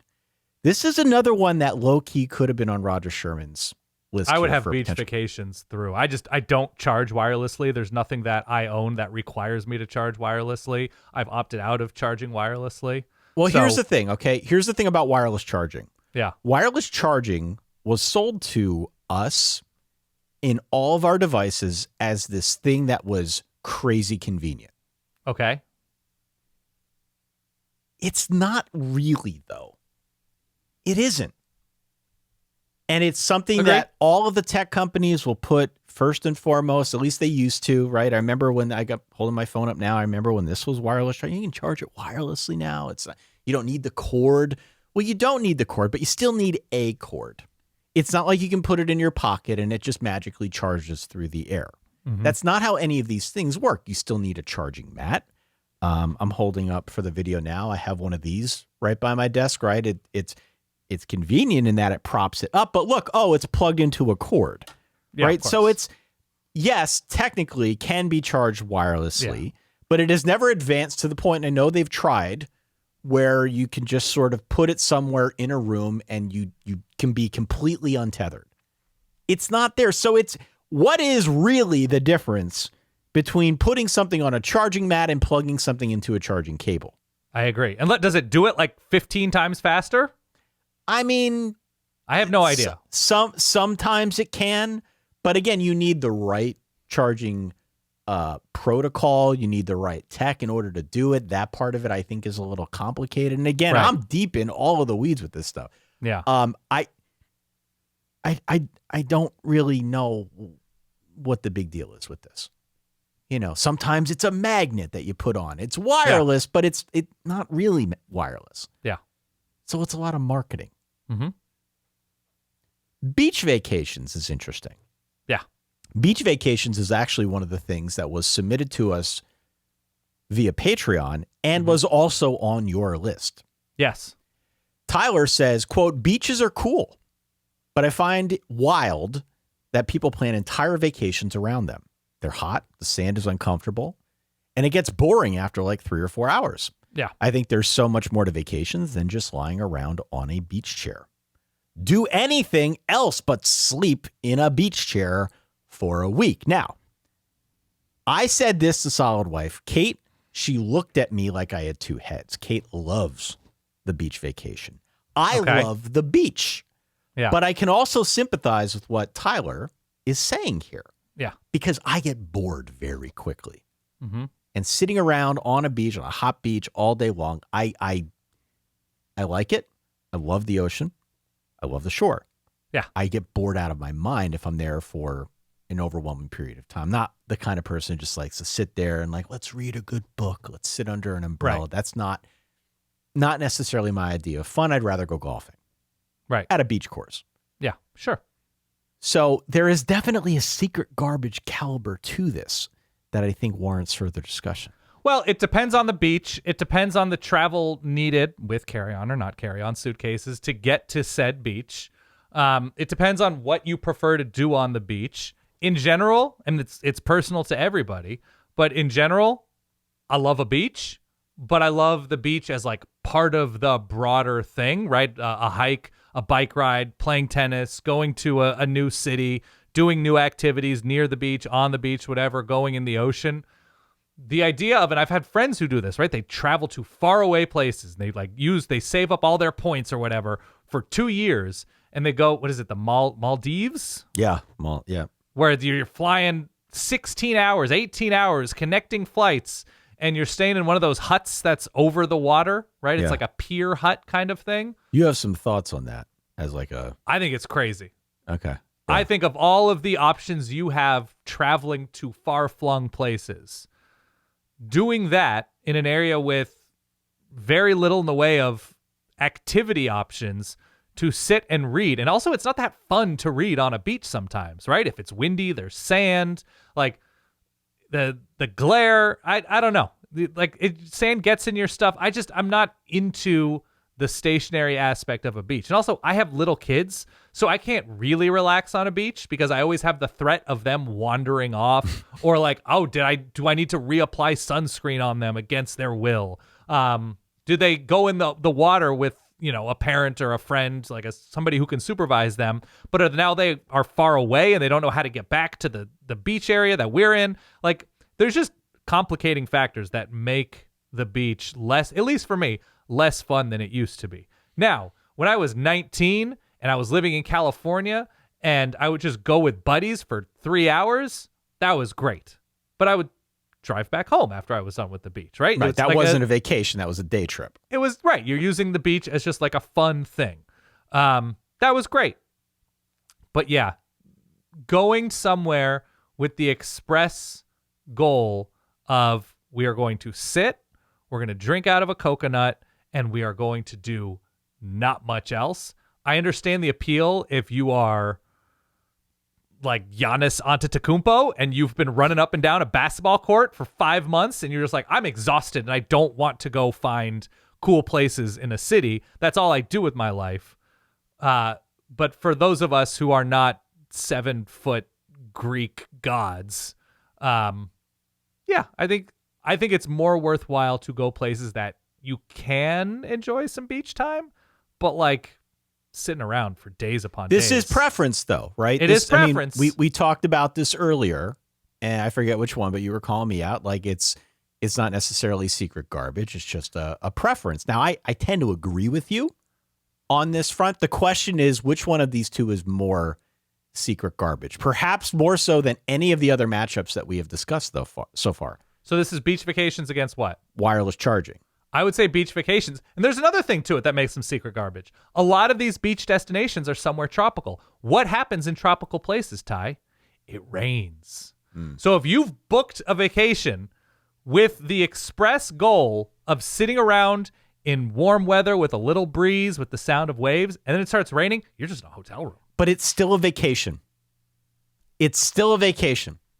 But if you go somewhere where there's not much to do other than lay around, and you can no longer lay around, you're blowing at least a full day. But you're on vacation. What does You're that mean? still You're in a on hotel vacation. room. You're still away from the world. You're not working. Hopefully, you're not working if you're on a vacation. You're trying to figure out the hotel streaming services. You're trying to charge your phone wirelessly. Your carry-on baggage is all messed up. That's terrible because you have to check it. Yeah. Continue. I say beach vacations. I think it's celebrated in such a... You look at every single Corona commercial. Yeah. It's like, this is the life. I don't know, man. I love the beach, though. I love the beach. I love the beach. But I love Like, beach I love beach adjacent. I do like beach adjacent. Yeah. You want to... If you were to go... Where did you go on your honeymoon? Jamaica? Yeah. Do you play golf in Jamaica? No. Well, that's your... No, I have you don't. been to Hawaii before? I've been to Hawaii. Okay. I love Hawaii. There's stuff to do. I would you go move to hike. Hawaii in a second if it were feasible. Right. There you play some golf, you go for a hike, you go take a tour of like a coffee situation, right? They have the farms that you can take tours of. You can go to the Dole pineapple farm. Yep. There's stuff to do. Take a surfing lesson. You don't just have to sit around. I did paddleboarding out in the Pacific. That was awesome. It was great. I just don't think people are wandering around saying like, how great is wireless charging? It's the way of the future. I will reluctantly put beach vacations Good. through. That's big of you. 7:10.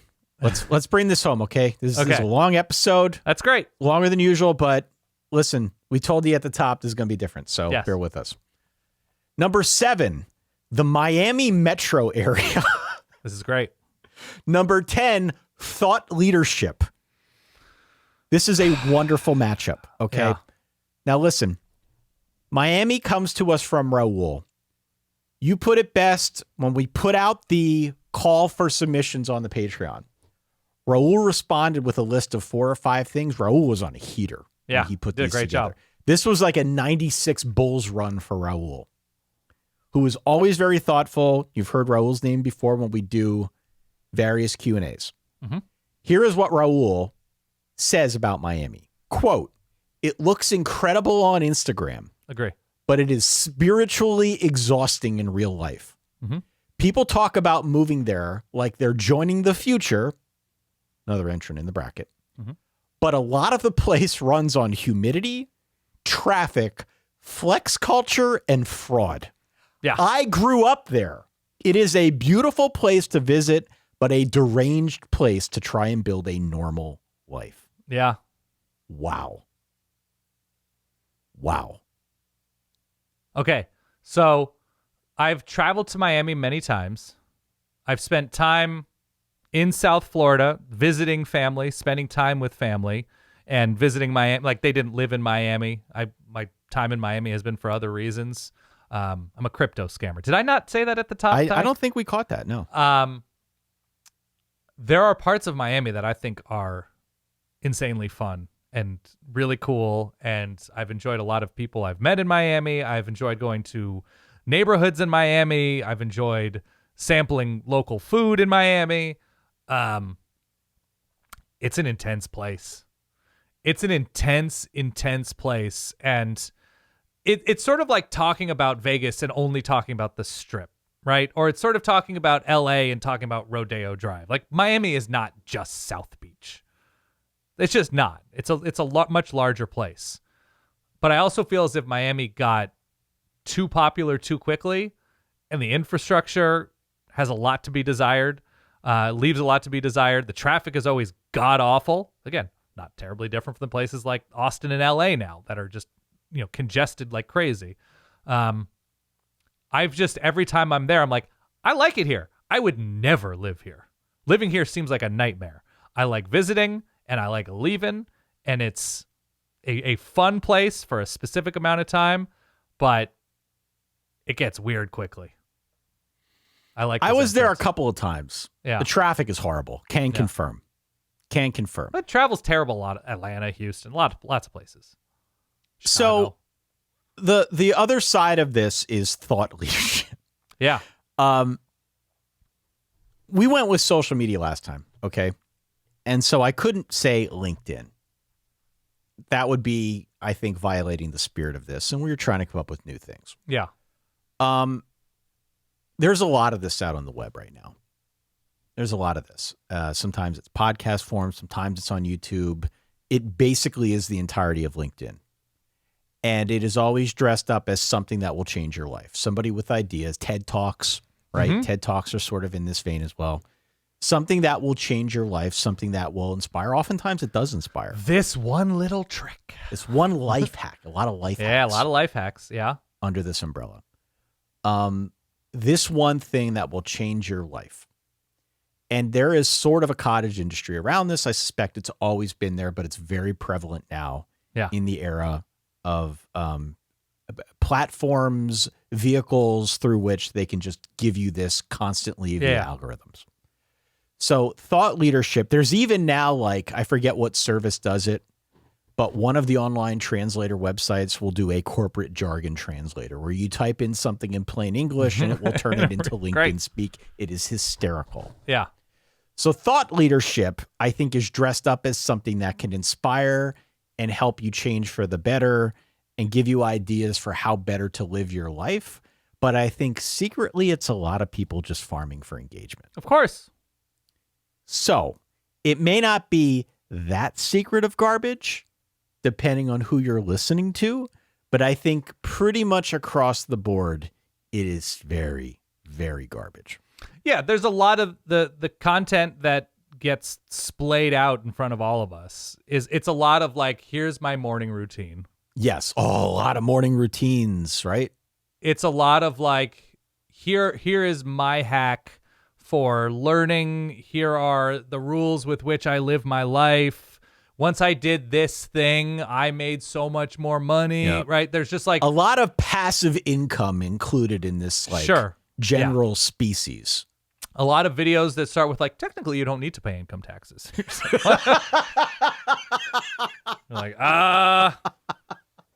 and then the good thing about those is all the comments are don't listen to this guy. Don't listen to this guy.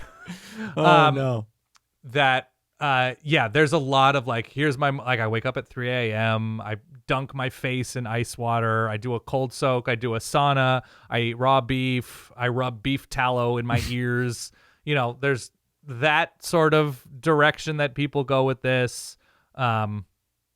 It's a lot of it's just trash. A lot of it is it's posed as sort of intellectual, and you're like, this is a successful person. Let's see what they do.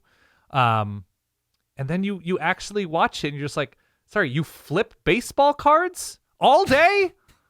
And I'm inspired by this? I don't know how it fits in with this bracket because I'm on the same page with you. It receives a lot of positive attention, or at least attention. I don't think any of it is worthwhile. I don't know, drink water, go for a walk, get some sleep. You'll be in pretty good shape. I'm with you. When I was contemplating whether or not to leave the mysterious day job and work on this, I watched every video like this on the internet. I'm sure. I was searching. And you kept getting served more and more. Yeah. I mean, it's like petting a cat, right? They just give you more of it. And I watched any number of these videos I could find to try and help me through it. I don't know if any of it actually did, but it was a vulnerable moment in my life where I needed some support, some sort of guidance. Ultimately, the answer could not come from Gary V on YouTube. It came Sure. from within. But there was no shortage of stuff out there and people out there trying to tell you what to do. Yeah.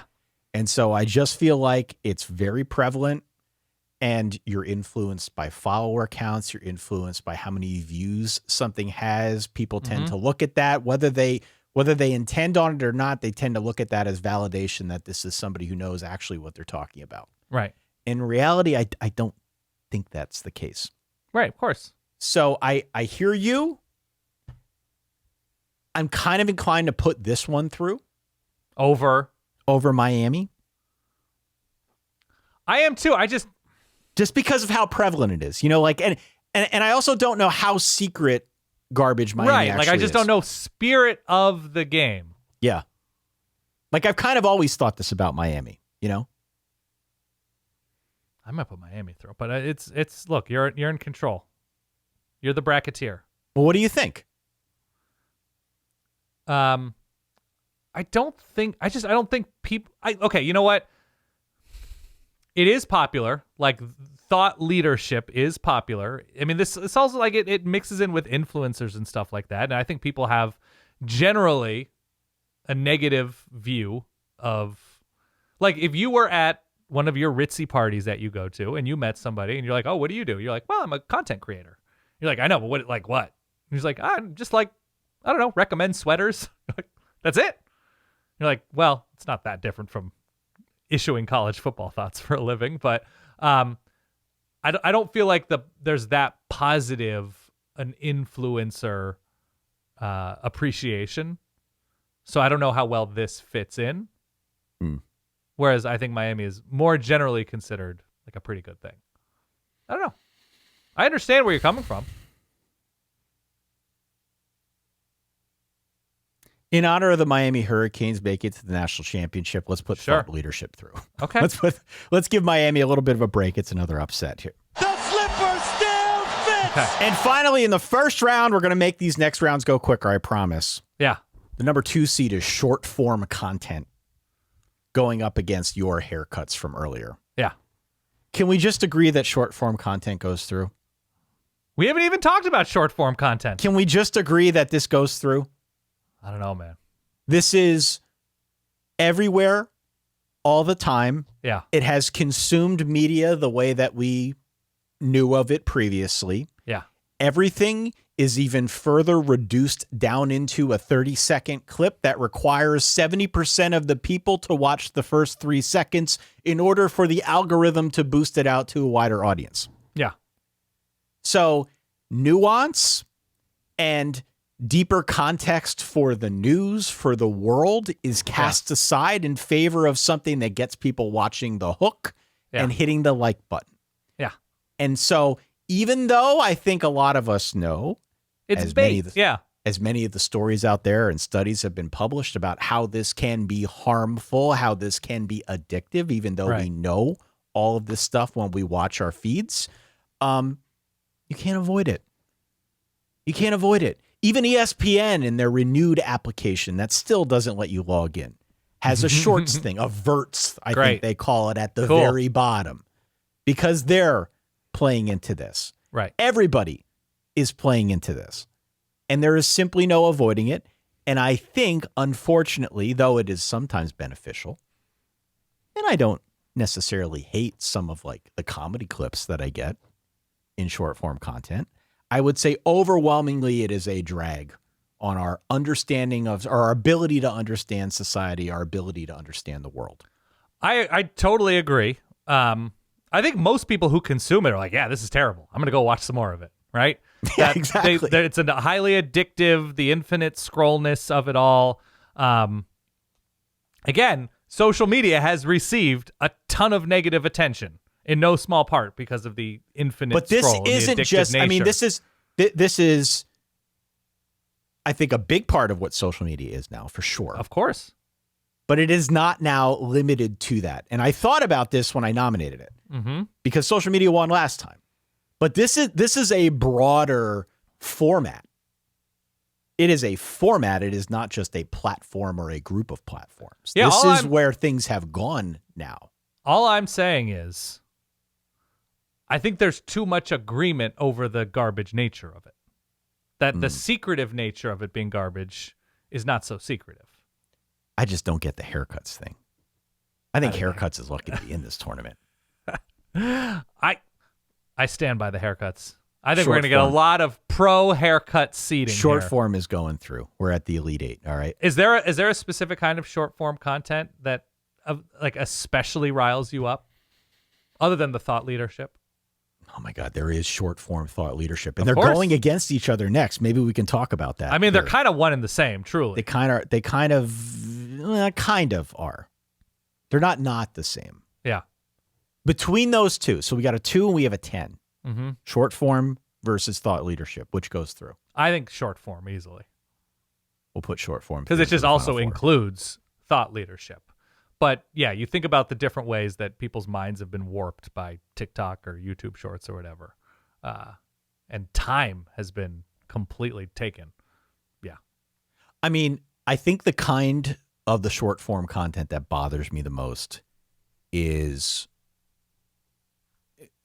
and you know, I know why they do it. I know it's an engagement trick, but the desire to distill a very complicated news story or complicated concept that has a lot of nuance and requires a lot of context and probably requires a lot of learning on the front end, when that is reduced down into like a 42-second clip. Sure. It's pretty cool. Again, I understand it, Yeah. but I just think that's a problem, right? Yeah. No, it's That's terrible. a problem when that's how we're sort of consuming these like really complicated things that people should understand. And I'm guilty of it too. Yeah. You know, I'm guilty of it. But mine's less serious, the ones I don't like. And it's much more like, because I get served, because I'm looking up recipes, I'm looking up restaurants and stuff. The food influencers oh my God. are 100% terrible, 99.3%. It's a lot of people. And there are occasional helpful things where it's like, yeah, these are the best 3 burritos you can get in San Diego. I'm like, okay, I'll investigate further. Those look pretty good. But there's a lot of like, everybody is saying this Rick sandwiches are the best, but every sandwich is $1 and I don't know if it's worth it. So I'm going to go and check it out. And they go and like, it's good, but I don't know if it's worth $1. And that's the whole video. Short form goes through. Okay. Yeah. We'll put short form through. Let's go up to cars versus food delivery services. Very thematic here. You can't, That's true. in most cases, do the delivery without the car. I think the secret garbageness of cars is more ubiquitous than the food delivery.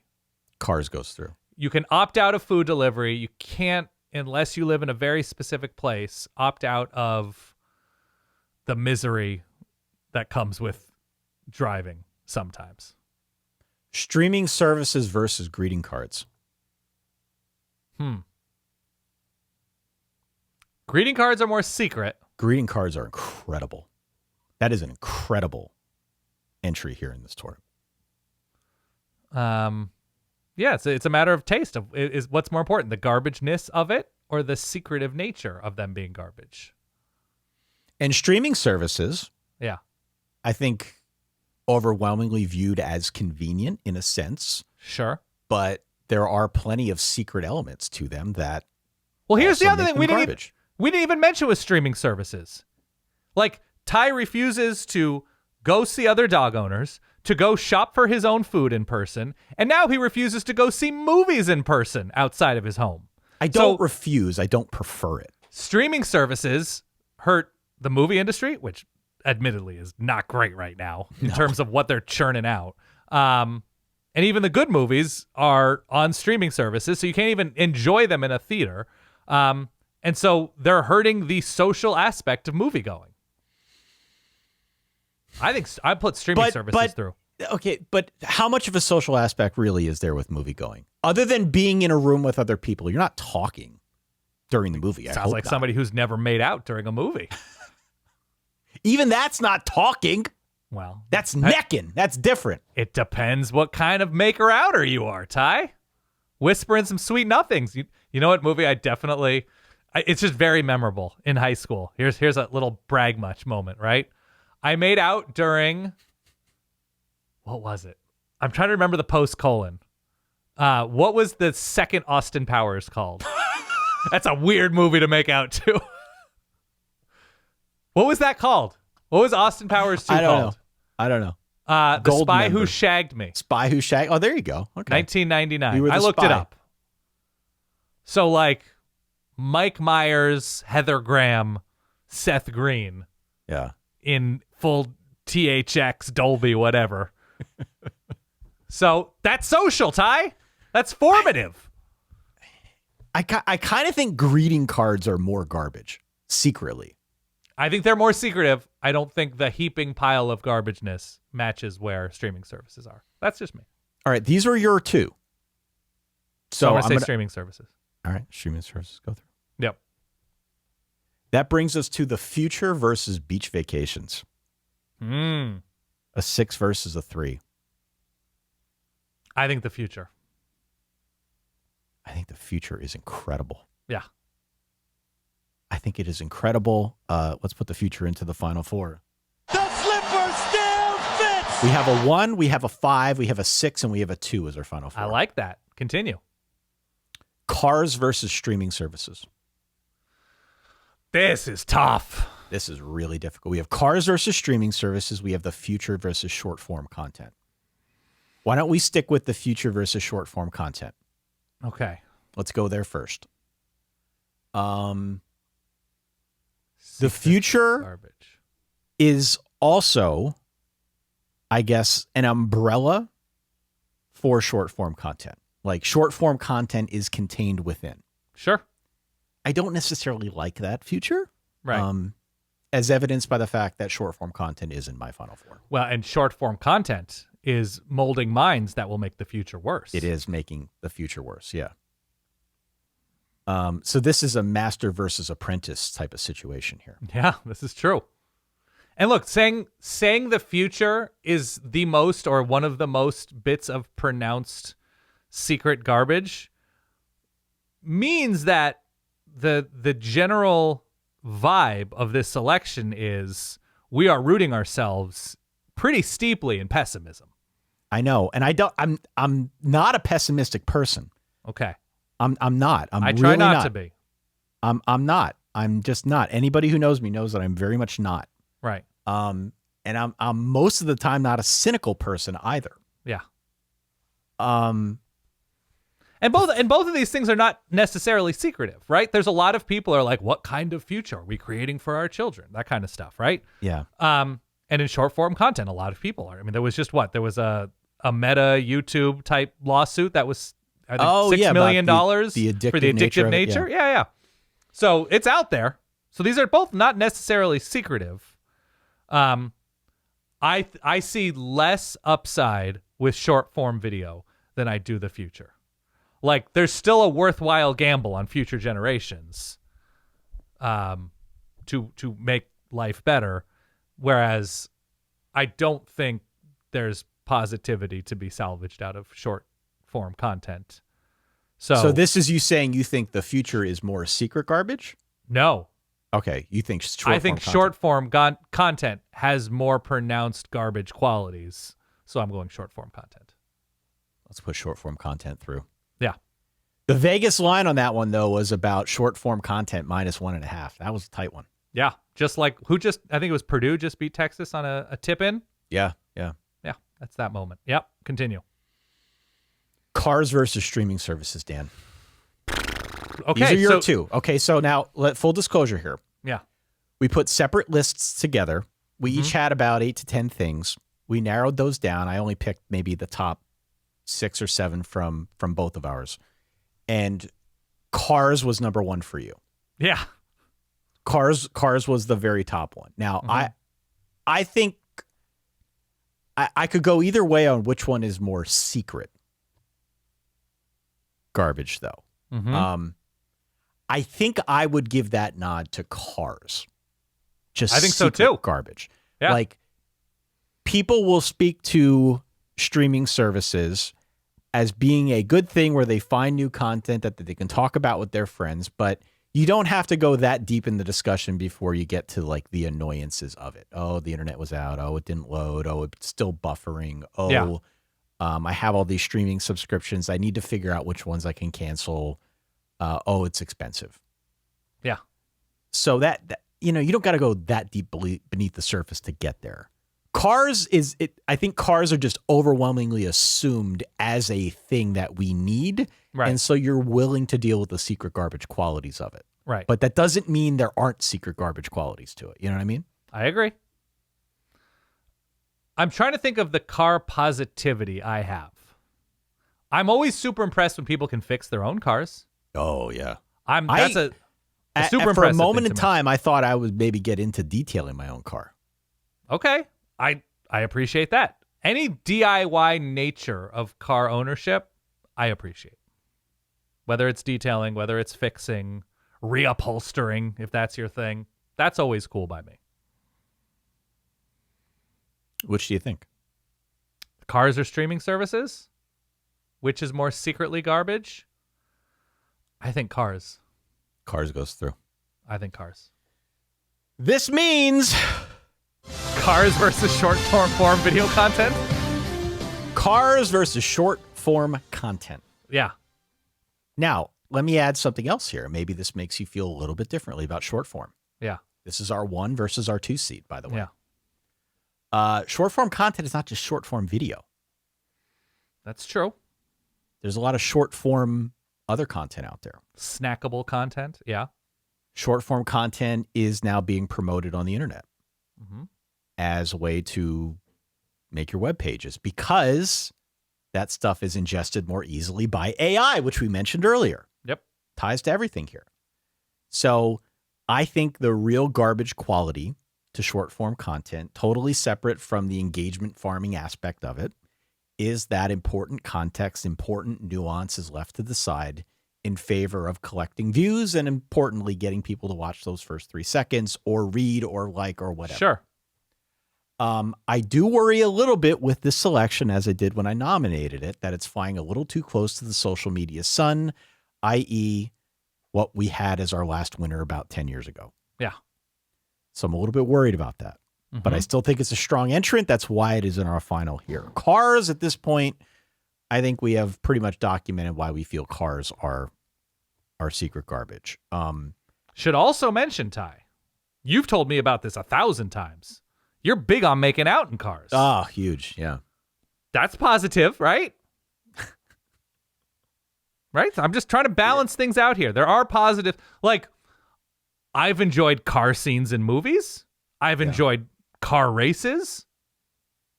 The smell of a new car? Yes and no. I don't know. It's fleeting. The satisfaction of getting a new car. Oh, I'm real. never satisfied. I'm relieved when that process is done. That's The the only thing I process feel. sucks, but the new car experience, I think, is kind of fun. Yeah. I don't know. I'm really hung up on if you've tried to or have inquired about buying a new SUV. Right, but like, you know how expensive they are now?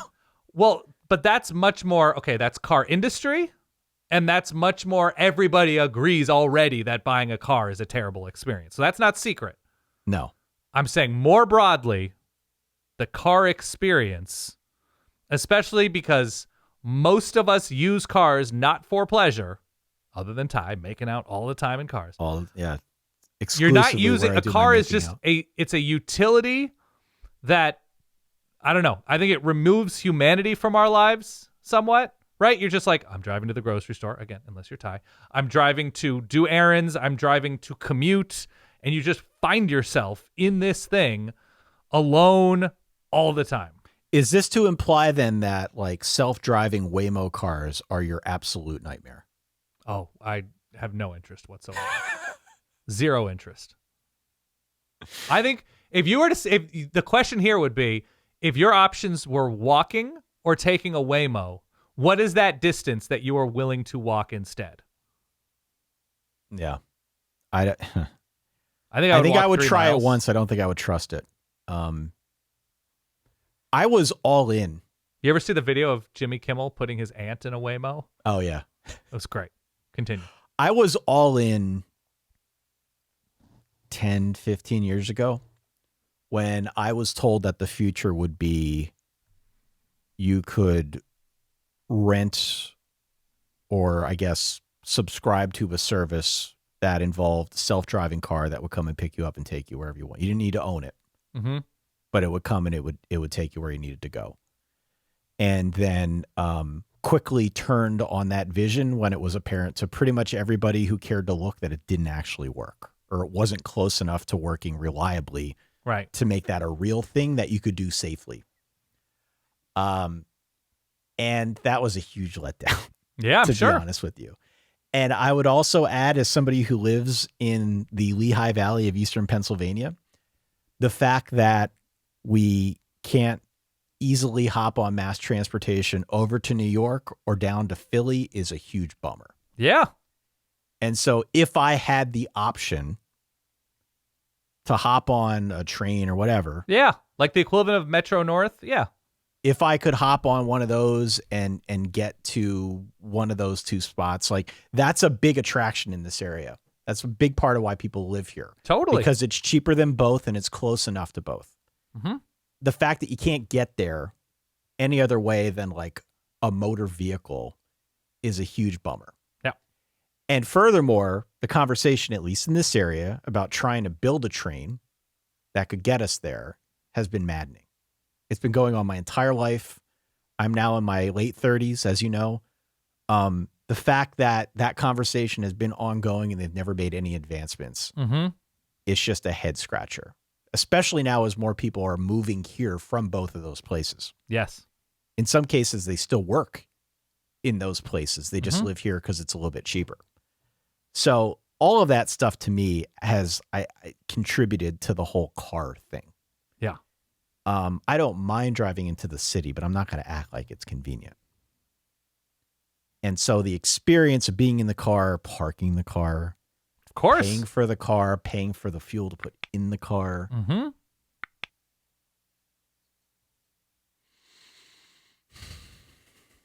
I'm doing Cars as my champ. Sidebar, enjoyed the movie Cars, Pixar. Cars is great. Yeah, it's a good movie. Lightning McQueen, great. Yeah, of course. I'm going Cars.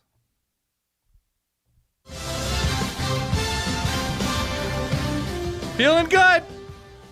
The winner of your 2026 Secret Garbage Bracket is our number one overall seed. Maybe it wasn't a surprise to you. Yeah. Maybe it was. We had a few upsets along the way. What a journey. Maybe you can put a one shining moment together at some point, Dan. But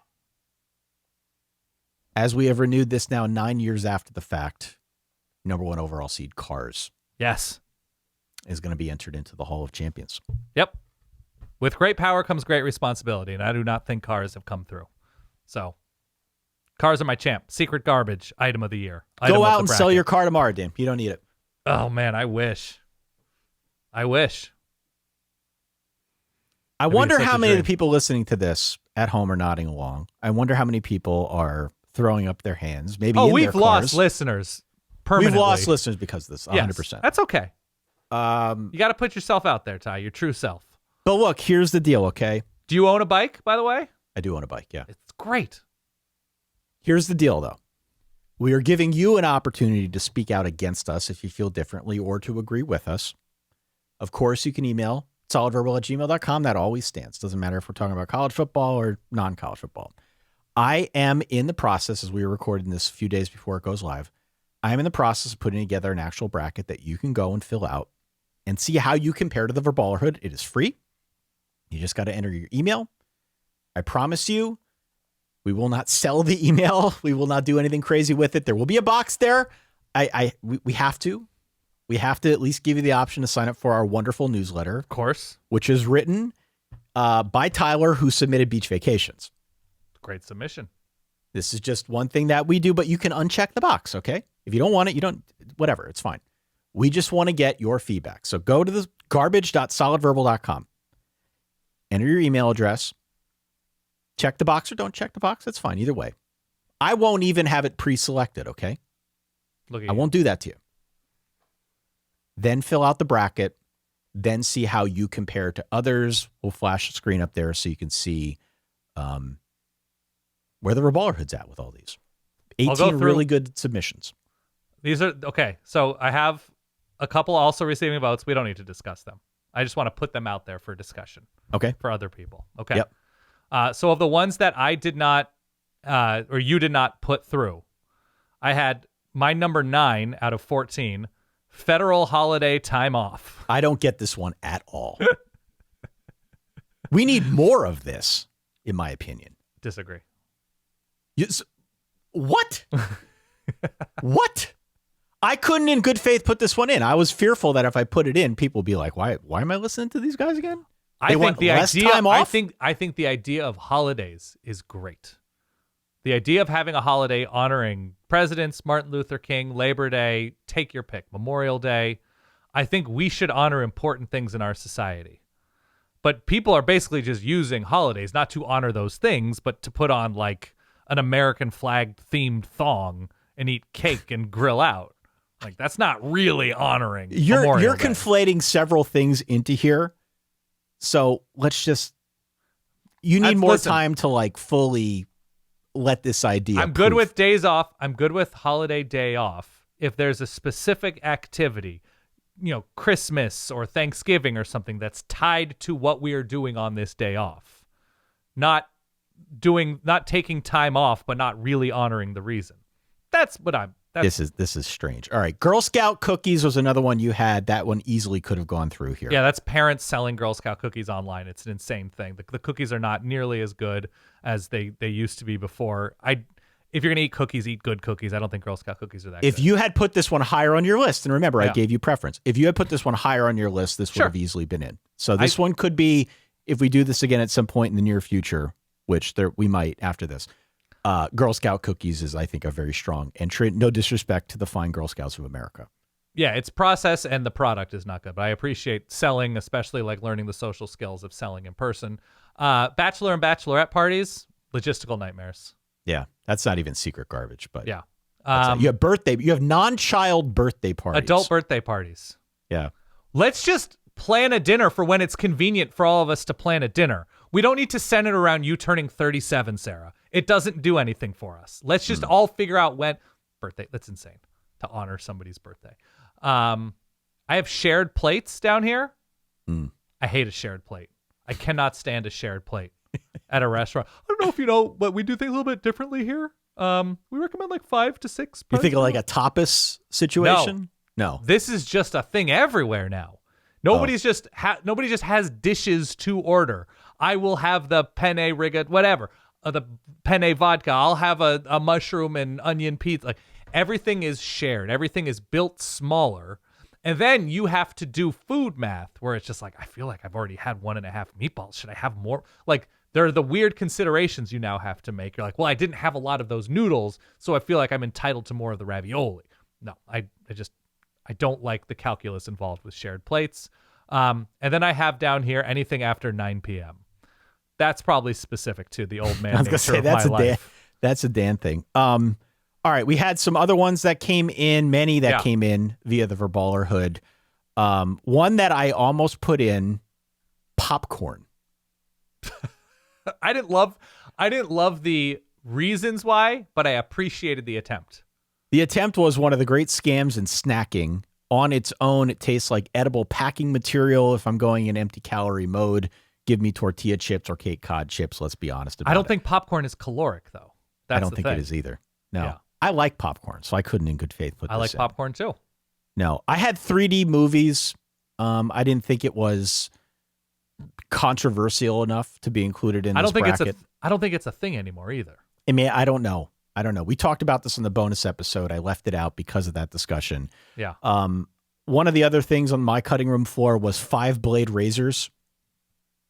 See, I don't use a straight. You don't use it. I'm just like, I know it's been sold to the male population as something that gives you a cleaner shave. Yeah. In one pass so that it doesn't irritate the skin. Mm-hmm. I have yet to actually see any scientific data showing me that it actually improves the shaving experience. Have you I used think it's marketing? Have you used any razor that you're happy with? We were like, this is the Rolls Royce of straight razors? Or are you just out on the claims and promises of the I use razor? a 3-blade razor. I can go 3. 3 is the limit, though.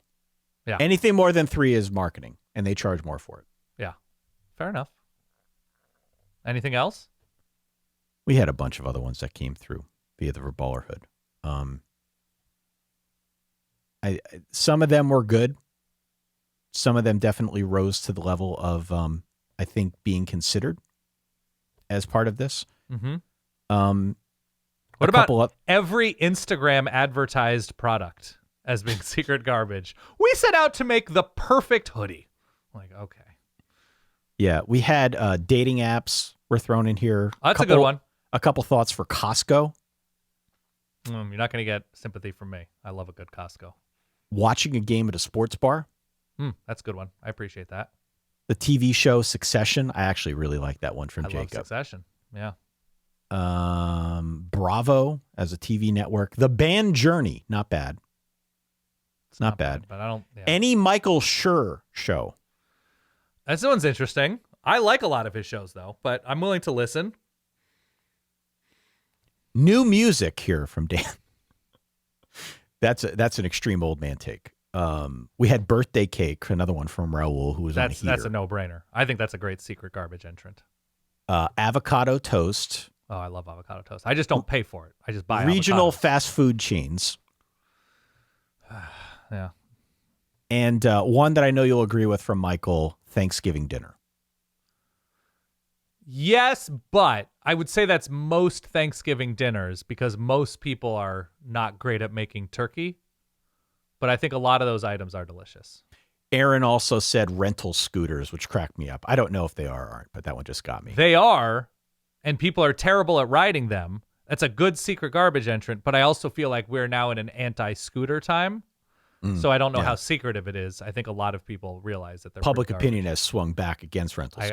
I agree. The birds and limes and such. Yeah. But maybe not now that we've got cars as our winner of the secret garbage bracket. That's true.